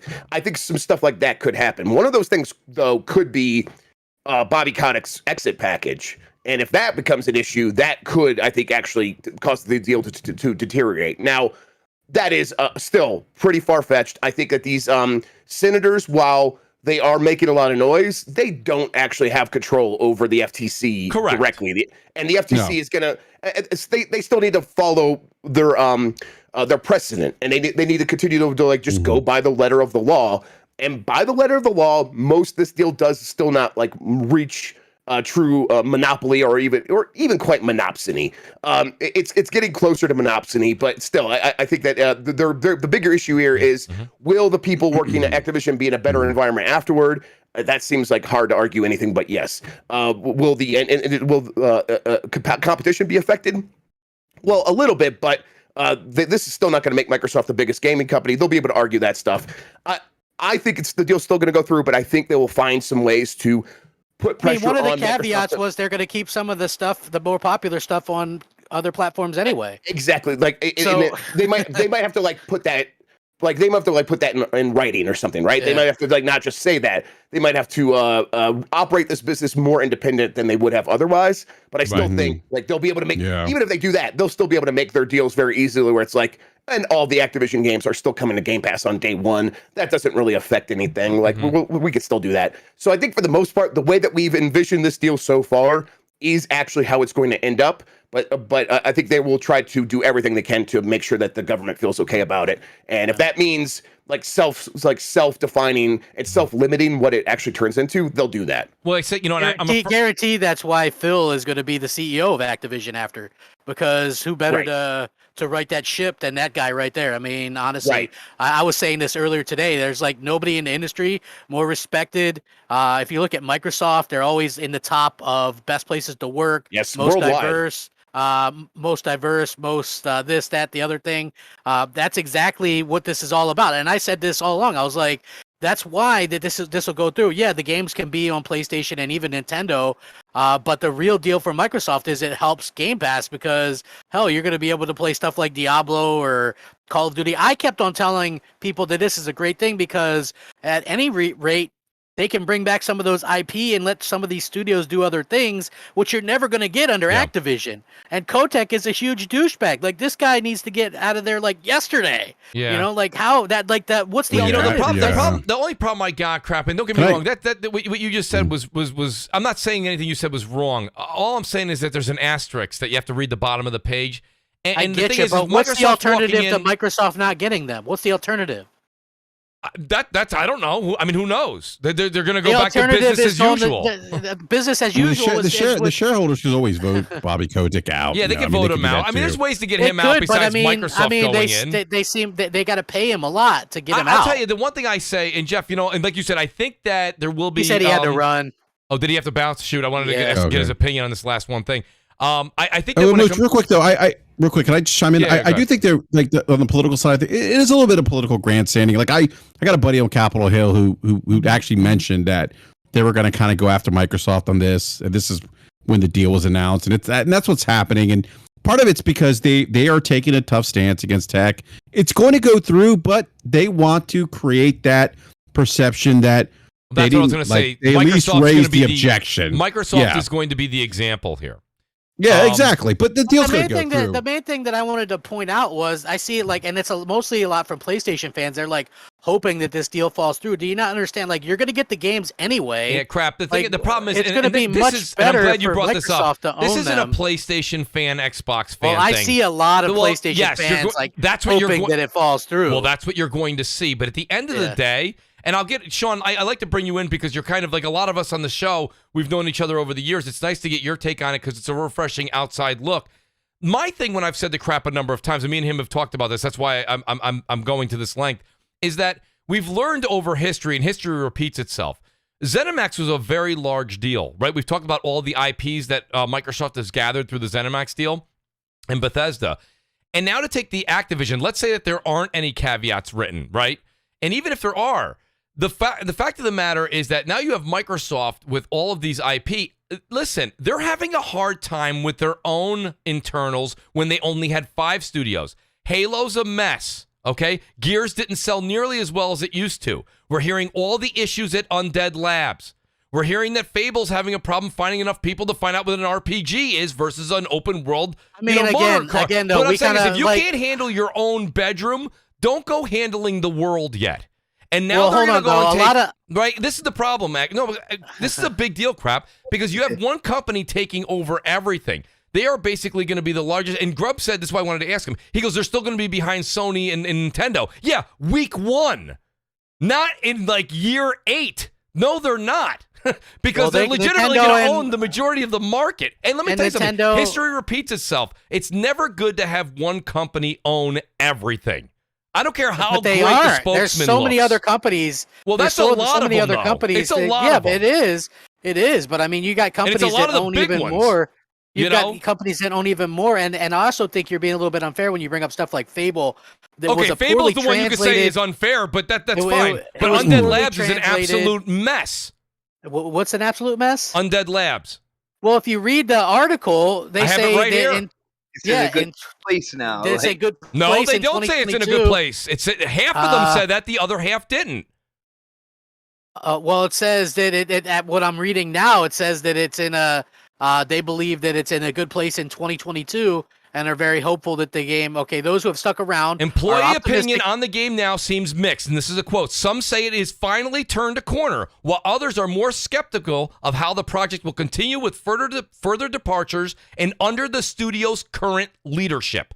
What I have here is those who have stuck around are more optimistic and feels like the 2022 incarnations this is of Undead Labs. This is Eurogamer's article today. This is Kotaku. Well, Eurogamer trumps Kotaku. Well, it was What? Kotaku's interview. I think everybody would back that one up. It was my Kotaku's. God. It was Mooch, Kotaku's interview. Did you really just say that, Mooch? But anyway, it says, Hey, this come is on. what they I'm said. not wrong. Thank you, Sean. I mean, yeah. Every day something. come Brap, on. what are you talking about? Brap, what are you? This is- Brap's waving his first of neutral all, flag. Hold on a second. first of Brap, all, everybody 12 every day says Kotaku has the craziest articles. Come on. I mean, they do, but I It just was thought their it was- article. That's the thing, though. I'm It's just their saying, thing. It listen, says- my point is But this. listen, let me finish reading ahead, this real go quick, though. It says those who have stuck around are optimistic and feel Right. like 2022 incarnation of Undead Labs and State of Decay 3 have finally turned a corner. It could be such a cool game. We've got a lot of great people working on it. I just hope we don't repeat the terrible habits of the last few years. But one of the Does it most say what interesting... time their lunch and brunch is?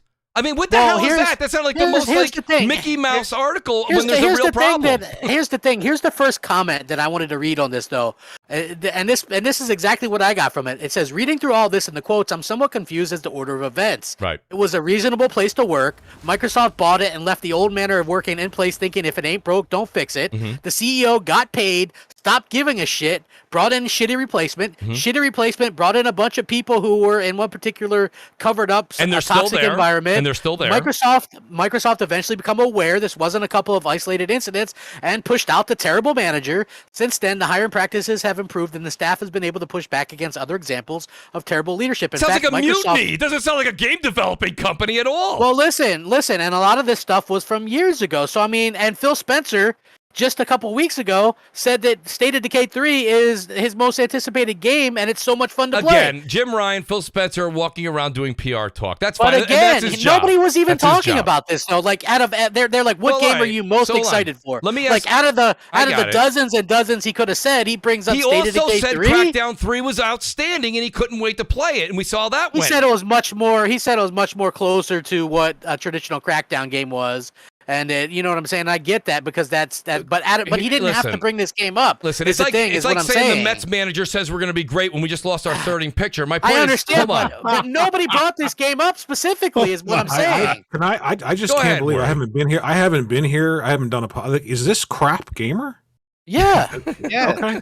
I'm I just checking. I am out of the negative business, man. Of the negativity You're surrounding out of the video negative games. business and you're into the is- selling Xbox business. I get it. No. That's good. Listen, if you want to play Xbox on PC, if you want to play it if you want to stream Go it ahead. on a, Give me on the the PC tech. toilet, knows where to play On with the that, by the toilet. way. if you want to play PlayStation, do it. I don't. As No, long as yeah, you're I hear gaming, you. No, my point have is, fun with it. But I'm just saying Yeah. is. Like nobody asked him specifically about this game. He brought it up. Right. People asked him about Crackdown and he mentioned, and of course that's a PR bullshit.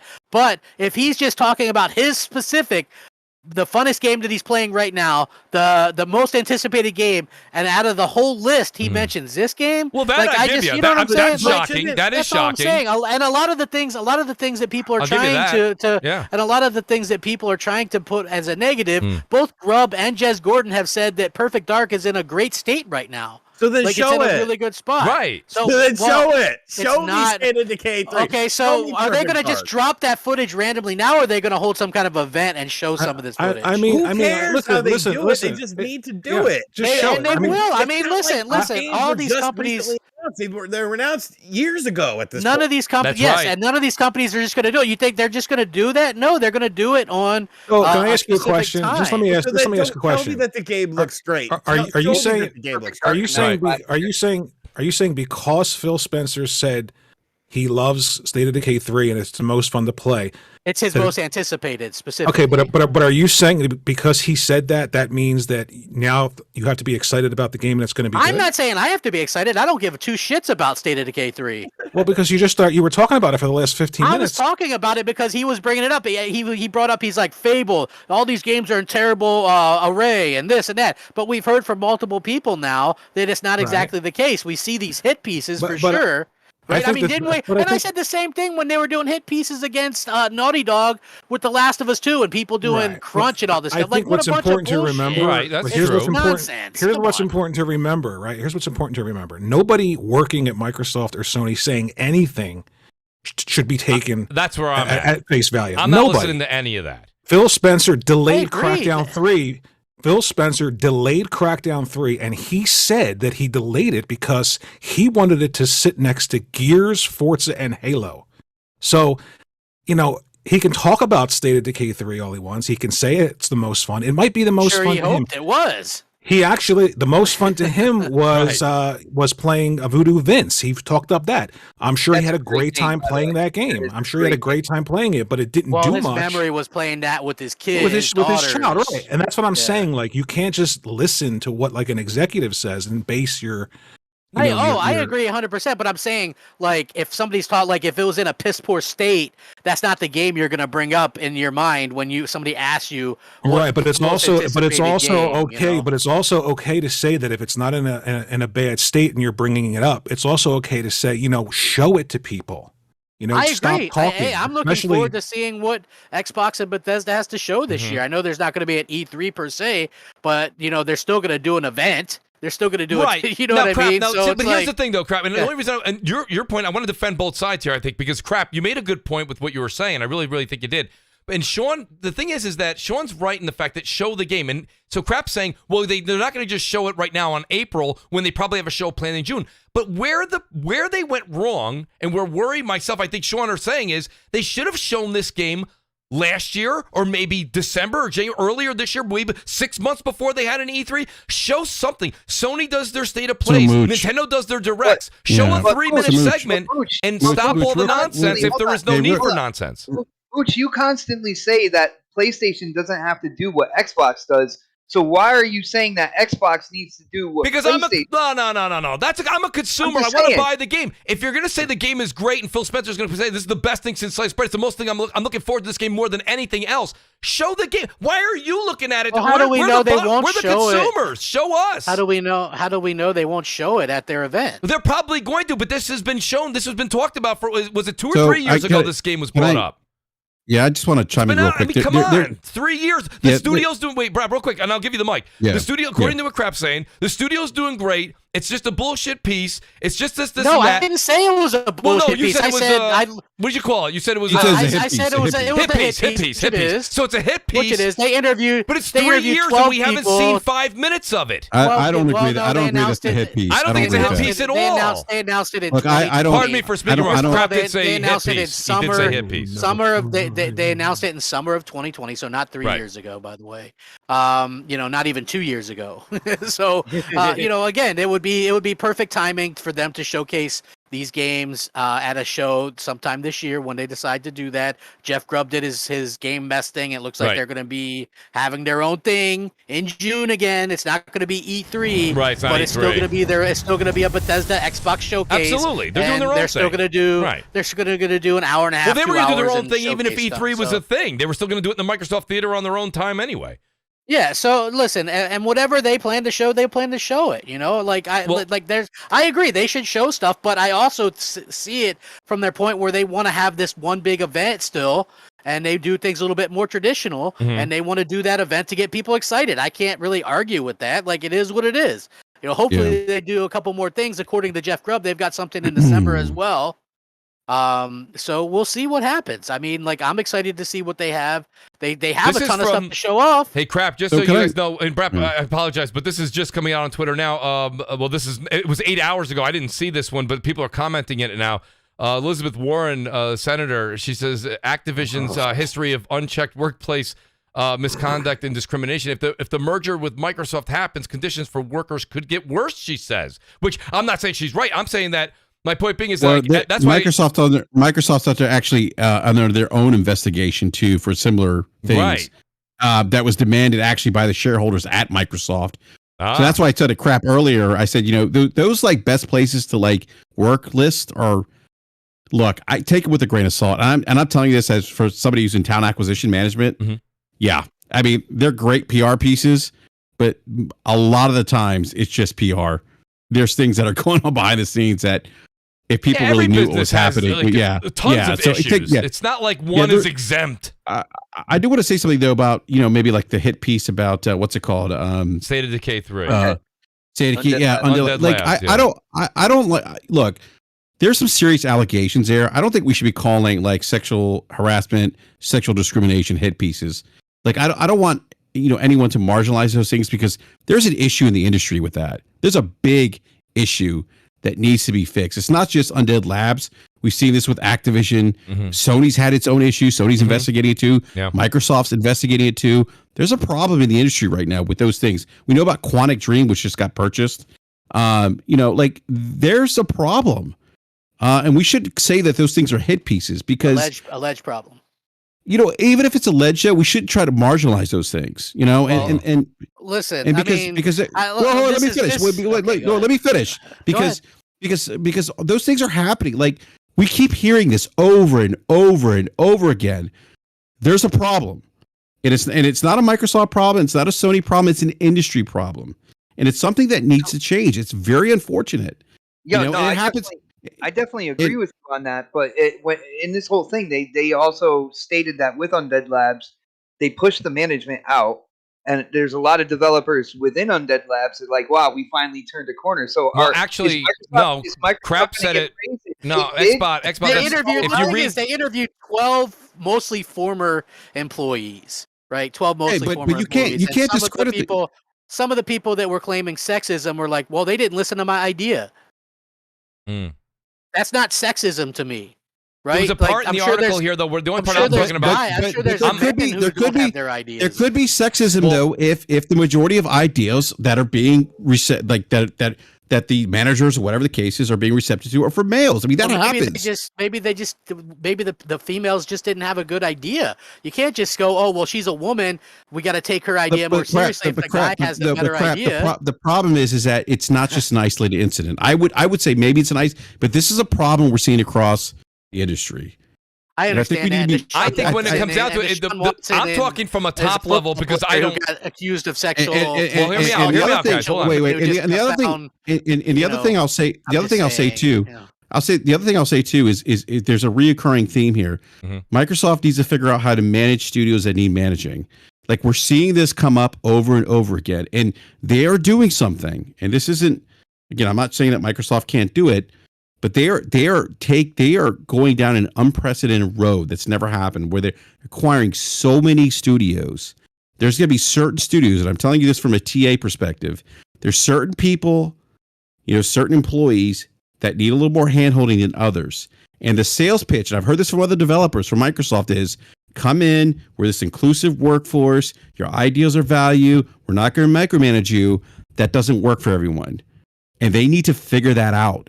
And this is something that's coming. We're seeing this. We saw it with the Initiative. We're seeing this with Undead Labs. I forget there was another studio where this came about. I mean, sexism at Undead Lab or at the Initiative. no, but what I'm talking about. But I'm talking about like exactly. I'm talking about that level of autonomy and needing to manage these studios. They need to be on top of that because that's going to be. But listen, if you listen to what happened at the Initiative, you had a bunch of people that came in and wanted to do things different. Like they're all like, you have 20 people that are like, do my idea, but you have a studio head that's like, no, we're gonna do my idea because I'm a studio head. But the problem is that started with talent acquisition, where TA was saying quadruple A studio. They hired all these A-type personalities, and nobody was supervising, saying, wait a minute, guys, we're hiring all these chefs. We don't have enough cooks in the kitchen. That's a problem. That's a management problem. But did you not hear what people like Jez and Jeff Grubb have said, which is the Initiative, that whole quadruple A thing was just a misspeak. They were always going to be an initiative, like a small group to take the initiative to start something up. I know. I certain affinity. I understand that, but they pitched developers that sales pitch, and when developers came in, it wasn't like that. And that's what I'm saying. Like somebody needed to be there. And again, there's going to be certain studios that are at the maturation point where they don't need to be handheld. Like Bethesda, you don't have to worry about Bethesda, right? Activision, culture standpoint, probably yes, you have to worry about them. Development, maybe not.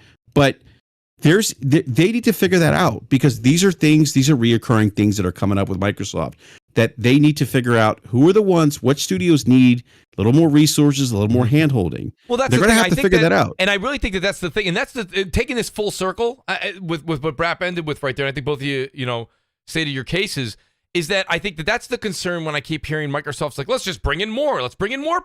We'll bring in more studios. We'll bring in 7,000 new employees. it's like they've already got problems with the employees now. And like BRAP was saying, certain teams need more of a hand-holding thing. By the way, nothing bad about that. That has nothing to do on their critique of their developing skills. Right. I'm saying, but certain teams need more of that, and they're already having a hard time with it. And that's why when people are like, well, Activision going to Microsoft is better than anybody else, it's like, that doesn't make any sense. There's a lot of everybody else out there. Think about this though. Like they dropped the Craig thing. Remember the whole Craig thing with Halo? Yeah. Nobody at Xbox leadership had saw that vertical slice of that game. It's like, I mean, like, why? Right? And Phil Spencer was pissed. I know for a fact Phil Spencer was on Matt Booty's ass about that. That's an interesting sentence right there. Yeah, Sorry like, yeah, that. I mean, yeah, right. I mean, yeah. But fine. No, he was, because again, that goes back to that some studios need more handholding. And if you've managed a group, I've managed employees, teams. There's certain people you have to handhold more. There's others you like. You know what? That doesn't mean they're bad employees. They're by the way, it's not it doesn't mean they're bad employees. It does not at all. Right. It's a personality thing. My whole point was everybody's trying to make all these into a mountain, and I don't think it's. Well, they're adding up though. Crap, they're adding up to a mountain. They weren't. They're not individually. I don't. You're right. So supposedly, the Initiative and Perfect Dark are looking good, right? Right now, they're looking good, according to multiple people. They're doing fine. They're looking good. We look over at the Undead Labs. The employees that are there, according to Jez Gordon, 11 people out of 100 had something negative to say. So, you got 88 people saying we're looking good. The game's looking good. You got Phil Spencer saying it's his most anticipated. Okay, so they're on the right track. They got rid of the people that were the problem, brought in new people. They fixed that. It's on the right track. When you look at the Fable thing, that interview was taken and translated very poorly. The guy who was working there completed the entire combat system and was like, we're able to do with 200 people what it takes Ubisoft, thousands of people to do, and it's coming along very good. He did what he was supposed to do and actually left me more excited for it, because he's like, they had a whole team sit down and play RPG games and take the best bits, and even play the old Fable games and take the best bits and incorporate them into this Fable game. So it made me even more excited that they're not going to just cast aside the stuff that worked with the old Fables and other RPGs, and they're going to incorporate that. So the fact that you're making a good point, but the fact that there's all these issues. The fact that there's all these issues, and then the only thing missing was the "Everything Is Awesome" soundtrack in the back of you. But there's issues across the there's stuff that we hear, stuff that we don't hear. I mean, listen, like the way it was coming out. Remember when Naughty Dog, all that stuff, and Amy Hennig was leaving, this director was leaving. Right. Everybody thought Uncharted 4 was going to be shit, and it ended up being probably the second best one in the whole series. Right? This is all I'm saying. Like, we hear this stuff sometimes that we get, and listen, I'm not saying we don't. That's a little bit different, though. I'm not saying. Well, people were saying that they were abused and that they were taken advantage of there. There's a little bit. It's a little bit different, because we are seeing this reoccurring theme. Like, yes, you're going to have bumps in the roads with any project. That just happens. It's the nature of the business, nature of just managing people. But this is something that's happening. It's reoccurring. It's not going to happen with every Xbox studio. It's not. No. But look, they need to figure out they are doing something no one's ever done. And I can tell you from a TA perspective, that's not easy to do. One thing that kills M&As is when the cultures don't align. Oh, yeah. I've been through three M&As in my life, and the one thing that killed two of them was that there was competing cultures. There was cultures that had the same mission, vision, values. And they need to figure that out. And that's not a criticism of Microsoft. It's just a reality. They got to figure that out. Let me finish. They got to figure out what teams need more handholding. Mm-hmm. They can't pitch people. And I know I've had developers tell me this. The pitch is hands off, do whatever you want. That might be good for some people. For some. That's not going to be good for everyone. For most, it is. You're gonna have to rein people in and be like, no, that's not it. We can't do that. I think that could be a thing with some of the smaller studios. Undead Labs was a smaller studio at the time, but if you look at things like Bethesda, they're handling themselves. You still got Pete Hines. You still got those guys. Part of the deal with Bethesda, and I know this because I interviewed with them. They were not going to be acquired unless they were like, you know what, you can't come here and mess with us. We got our thing. It works. And if you're not going to give us autonomy, we're not going to mess with you. Right. That was it. Yeah. I mean, you can see that. That was very clear. I mean, even Todd Howard and Pete said that. Oh as yeah, much they're not messing around. when Yeah, on they're the like, stage with Phil. yeah, they're not doing. Yeah, You can see that they're running their own ship. Phil's there for the ride at that point. I do have a couple super chats here, and I do want to get to. I have one other quick question for the great RGT. Sean, I do appreciate Sean was here. Sean's weighed in on it, and then he's like, "You guys go ahead. I got this great pizza I just ordered." Well, I had to take a whiz, and yeah, I got a slice of pizza. See, shout out to your boy Roy. By the way, Crap and BRAP, outstanding conversation right there. Your boy Roy says, "LOL." He goes, "Are tickets on sale to Mooch's World yet? Hit that like button." Your boy Roy, absolutely. You know, I've been thinking about doing a Mooch's World show. I think it'll be great. The Great Percolator 9000 says, "Hello, panel. Just saying, you guys forgot the actor and actress sued Disney for putting it on stream. Actor and actress get more for ticket sales." Okay, so what Perk, I believe, is talking about is, was it Black Widow, I believe he's talking about. Johansson, yeah. Scarlett Johansson. So a couple of these, I apologize, guys, are a bit back. We were having such a great conversation. I didn't want to interrupt you guys. It was in her contract that she would get more money if it would have crossed a certain amount at the theater or whatever, right? So and it didn't. Because they did it both at the same time. You know what I'm saying? So it's like at a very specific time. I, for one, am actually glad that they're starting to come back to the movie theaters. You know what I mean? Like I like the movie theater experience and and things like that. I went to the movie theaters to watch Batman, and I thought listen, I got news for you. I thought the new Batman was good. I didn't think it was the best Batman, but I will say this much: if I'd watched that on my couch, probably would have liked it even a little less. I like that I was in the big screen. I can tell you right now, man. I plan on getting that movie, and every time I'm having trouble sleeping, I'm just gonna pop that fucker on, and I'm gonna fall right asleep. And it's gonna fast be forward great. to the 2-hour mark, Crap. There's a lot of detective work at that point. You can go ahead and take a nap. Magnum Visual says people mistake comparing Sony with Blockbuster and Xbox with Netflix, but it's pardon me, he says, but it's the opposite because Blockbuster never made a movie and Netflix does. That's the one thing, Magnum Visuals, and I think we kind of talked about that this evening in length, is I think everyone on the panel is exhausted from the whole Netflix of gaming talk. It's two different media consumption type of entertainment entirely. There's no way that we could tie these in together. Not only just that, but a lot of people assumed that Blockbuster was so against streaming. Blockbuster streamed stuff too. They did. The problem with Blockbuster was their credit was shit. They didn't have any backers, and Netflix had a ton of backers and a ton of money. So that's basically what it came down to was Blockbuster ran out of money, and basically Netflix went in there and kind of ate their lunch. It wasn't that Blockbuster didn't have streaming. They had their own service and all that kind of stuff. But what it came down to was their credit was bad. They were in debt and couldn't afford. They were over leveraged too by whoever owned them. Who owned was it Viacom? That owned them? Was the I think it was Viacom. Could have been. They also over leveraged them too, which fucked them up big time. Yeah. In fact, if any of you have Netflix, go watch the last Blockbuster. It kind of explains, and they actually have the Blockbuster people on there. I gotta check that out. Explain it. Like it's pretty interesting because perhaps there's one Blockbuster left in Washington, I think, right? No, it's Alaska. Yeah, there's one. No, it's not Alaska. It's like I thought it was Washington. Yeah, but Washington State. We should all go have a live. Have a live Crossfire. I'm not going to be there. I'm not going to be there. They do very well. He's like, I can't make it.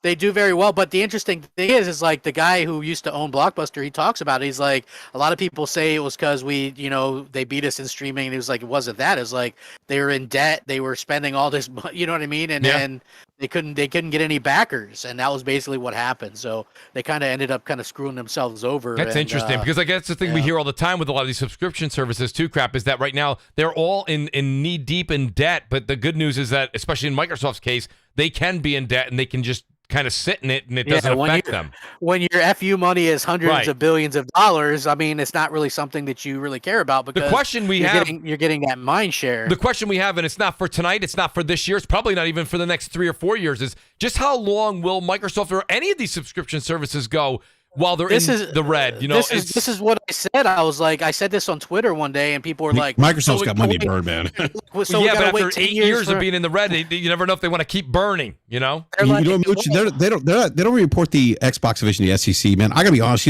I wouldn't be surprised if they said, fuck it, it's gonna be a loss leader as long as it's like quote unquote sustainable. Okay, they might do it. But man. you might be just right. to leverage. I mean, I don't know. I mean, they're just pulling a Amazon/Walmart gimmick. That's all it is, and it's like, and honestly, their name gets tossed around so much. It's really just good PR and stuff. It's like this whole Game Pass family plan. Yeah. That's going to be huge. I know. I mean, we did get to 4 or 5 topics tonight, but I did want to talk about that. We'll have to move it till next week. Yeah, I was just going to bring up also how like Sony might have to do something if they do come out with a family plan. Like Sony might have to come out with something like that. Like people might go, "Hey, Sony, that I could see. Like 4, give us a family plan." Exactly. I got a big family, Crap. I got a big family. Brap's got like 4 or 5 people. All these I got 4 kids, 9 chickens, 3 rabbits, and I just bought a horse. He bought a horse. He's definitely needs a family plan. Shout out to Andy. Game Pass, man. I mean, my Game Pass is good for a couple more years, but these kids and stuff, man, they all have their own Game Pass. I would love to just have a family plan that's save you're some money. You're going to get one very soon. Hey, Crap, we got to get you better internet first, though, sir. We got to get you better internet. Well, supposedly sometime this year. Come on, Elon. Right. Fingers crossed. Shout out to Andy Hart. He says, so if Elden Ring sold on it, so he says if Elden Ring they increased sold, the price. Haven't released it yet. Hold on a second. I got Andy Hart here. He says if Elden Ring sold 12 million, I don't know why he wrote love to know. Oh, my apologies. So if Elden Ring sold 12 million, Andy no comma. He says love to know how many people bought WWE 22. I bought it. I'm sure it did quite well. I know that 22 really impressed. Sean, not to kind of get you into it, I didn't expect to ask you this question, but I mean, WWE 22, I would assume you own that. Sub wrong. I actually am Really? waiting for a sale.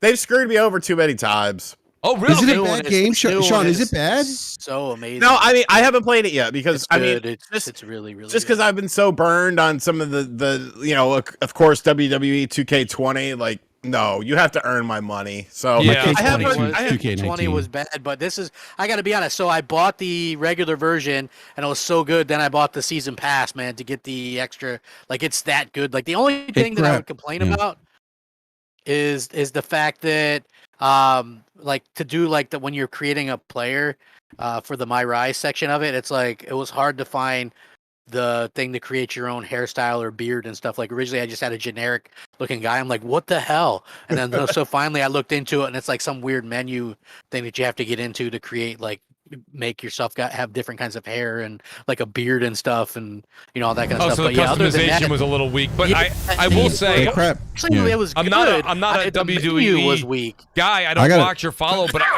from the outside looking in, it looked amazing. The game does look. It looks and plays great. I'm just saying, like it really, really does. It's a huge step up over the last one because I got that one too, and I was disappointed. But this one, there's so much to do. And there's so many characters and things like that. It's just like finally, it seems like they really did a good. In fact, finally, I'm gonna hop on and play some. But yeah, Crap, I got a question for you. So my son's playing 2K WWE 2K19, loves it. Yeah, because it's on PlayStation right now for free, quote unquote free. So definitely recommend this game for him because I mean, like I've been like toying with it, but I'm like I don't know. He likes this 2K19 or WWE 2K19. Yeah, so, there's. I mean, you think it's worth it for him? Like, I definitely think it's worth it. Like, J-Dubs is always playing it. I play it. Like, listen, it's worth it. Just, I mean, I would suggest get the one with all the extra character stuff. Like, they just released the NWO pack, like Scott Hall, Nash, and Hollywood Hogan and those guys. Nice. But it's really, really good. The way, like the customization is good. It's just weird how you do it. But yeah, so you got a whole My Rise sections. You got the whole GM thing back. They've got, you can just do the superstar stuff. There's all kinds of stuff. I mean, really, is it easy? Like, is it kind of easy to pick up and play? Like, because my son's like 8 years old. And like, you can put it on easy. There's an easy mode. That's one of the things I heard, that it is a lot easier to pick up. And they also fixed it to where, like, when you kick out, it's not that stupid mini game. You just got to press A bunch instead of like trying to line it up or whatever. It's like super easy because trust me, I just wanted an easy wrestling game. Get people in a submission lock. You just press the button and then that corresponds. It's kind of like fast as you can, and it really works much better that way. The way that they've done it is fantastic. The story is pretty cool. That the way that you could go through it. I mean, it's really, I would say it's like an 8.5 out of 10. And just so much fun. There's just hours and hours and hours of content. Honestly, it's really, really good. No, that it definitely has. I'm going to buy it. Then you just there sold you me go. Crap. Grabbing that FOMO. I gotta say, it looks great too. I have a question. This is the only game This is the only game my son's playing right now. So it's like, and I was kind of like skeptical because of 2K20, whatever, the last one. Yeah. But yeah, I'm sold. I'm gonna buy it, man. 2K20 was so janky and so bad, though. It was like that's why they took the time off, the extra year, and really kind of came out with this. And like I said, I would suggest if you're really into wrestling and like all the extra characters, then just go ahead and get that because it unlocked, like Andre the Giant. There's like a lot of people that are in this game, and it's just really cool. Bret Hart and stuff like that. So it's that's cool. It's got a really good story. Like you work your way up through next, and Shawn Michaels does some voiceover stuff, and Road Dogg, and a lot of people from like WWE and stuff like that. Yeah. So the only thing that was kind of weird was Jeff Hardy's in the game, and it was after so so it was like after he had already left or whatever. But I mean, I guess a lot of that stuff just so happened to kind of come before they left or whatever. It's but funny. Yeah, I never knew the gaming community got so entangled into the WWE community because you got RGT85, you got Sean, who does a lot of wrestling content as well. Then you got the great BitCloud Gaming. He does a ton of wrestling, and then Crap I've known for years. Crap's been a wrestling fan since the day I known him. Yeah, and it's just, but I noticed it throughout the whole community, and I understand there's WWE games, I get that, but like there's also MLB The Show, right? And like nobody's talking baseball as much as they talk wrestling. So I always find that very interesting. Wrestling's more exciting. I'm not going to accept that as an answer. Wrestling's it's got story. I don't know. It's really like WrestleMania is this weekend. Crap. Real quick, I got a question for you. Do you think Cody Rhodes is going to be at WrestleMania? I think so. I mean, Crap. What a slap BRAP in the face that would be, huh? There is absolutely no WWE topics on tonight's show. I'm trying to wrap this show up. Crap. We gotta do like a wrestling podcast. Like get RGT to do a Star Wars one, and I was like, hell yeah, because I could talk about that for hours too, man. Like, get me on talking about The Last Jedi and why it sucks. I recommend any Saturday you guys want. Not on Crossfire though. Shout out to Andy Hart here, and I do want to get actually Carlos Alvarado, because Sean, this is a great question. I'm actually going to ask you this question, but when Carlos wrote this, I know he was being a bit facetious here because we were talking about show State of Decay 3. So he comes out and he says, "Mooch, when are you going to see Metroid Prime 4?" So, I mean, Sean, what do you think? Well, I mean, two wrongs don't make a right. Like, right. Nintendo was stupid for talking about Metroid Prime 4 so early, just like they're stupid for talking about Breath of the Wild 2 so early. Yeah. Like, I don't equate them as the same thing. All because two companies do something stupid doesn't mean that one company gets a pass. No, screw them both. Right. Like, don't do that. Don't do that. It's stupid. 100%. I mean, the thing is, have you heard anything? Is Metroid? Are they having a hard time, or is it just something where they have a small team making it? They rebooted it from. Yeah, they rebooted it because Bandai Namco was allegedly working on it initially, which makes absolutely no sense because think of all the great first-person adventure games that Bandai Namco have made throughout the years, and so then they gave it back to Retro. Which then begs the question, well, what the hell was Retro doing? Because they haven't made a new game since 2014 with Donkey Kong Country Tropical Freeze on the Wii U. Right. Yes, they brought it over to the Switch, but it's the same damn game. So what have they been doing? It just seems like piss poor management of stuff. It really is. No, that's a great call. Shout out to Carlos for the question. Andy Hart says, this is for BRAP, 2014, 2016, no control. Now they do something. What's the problem?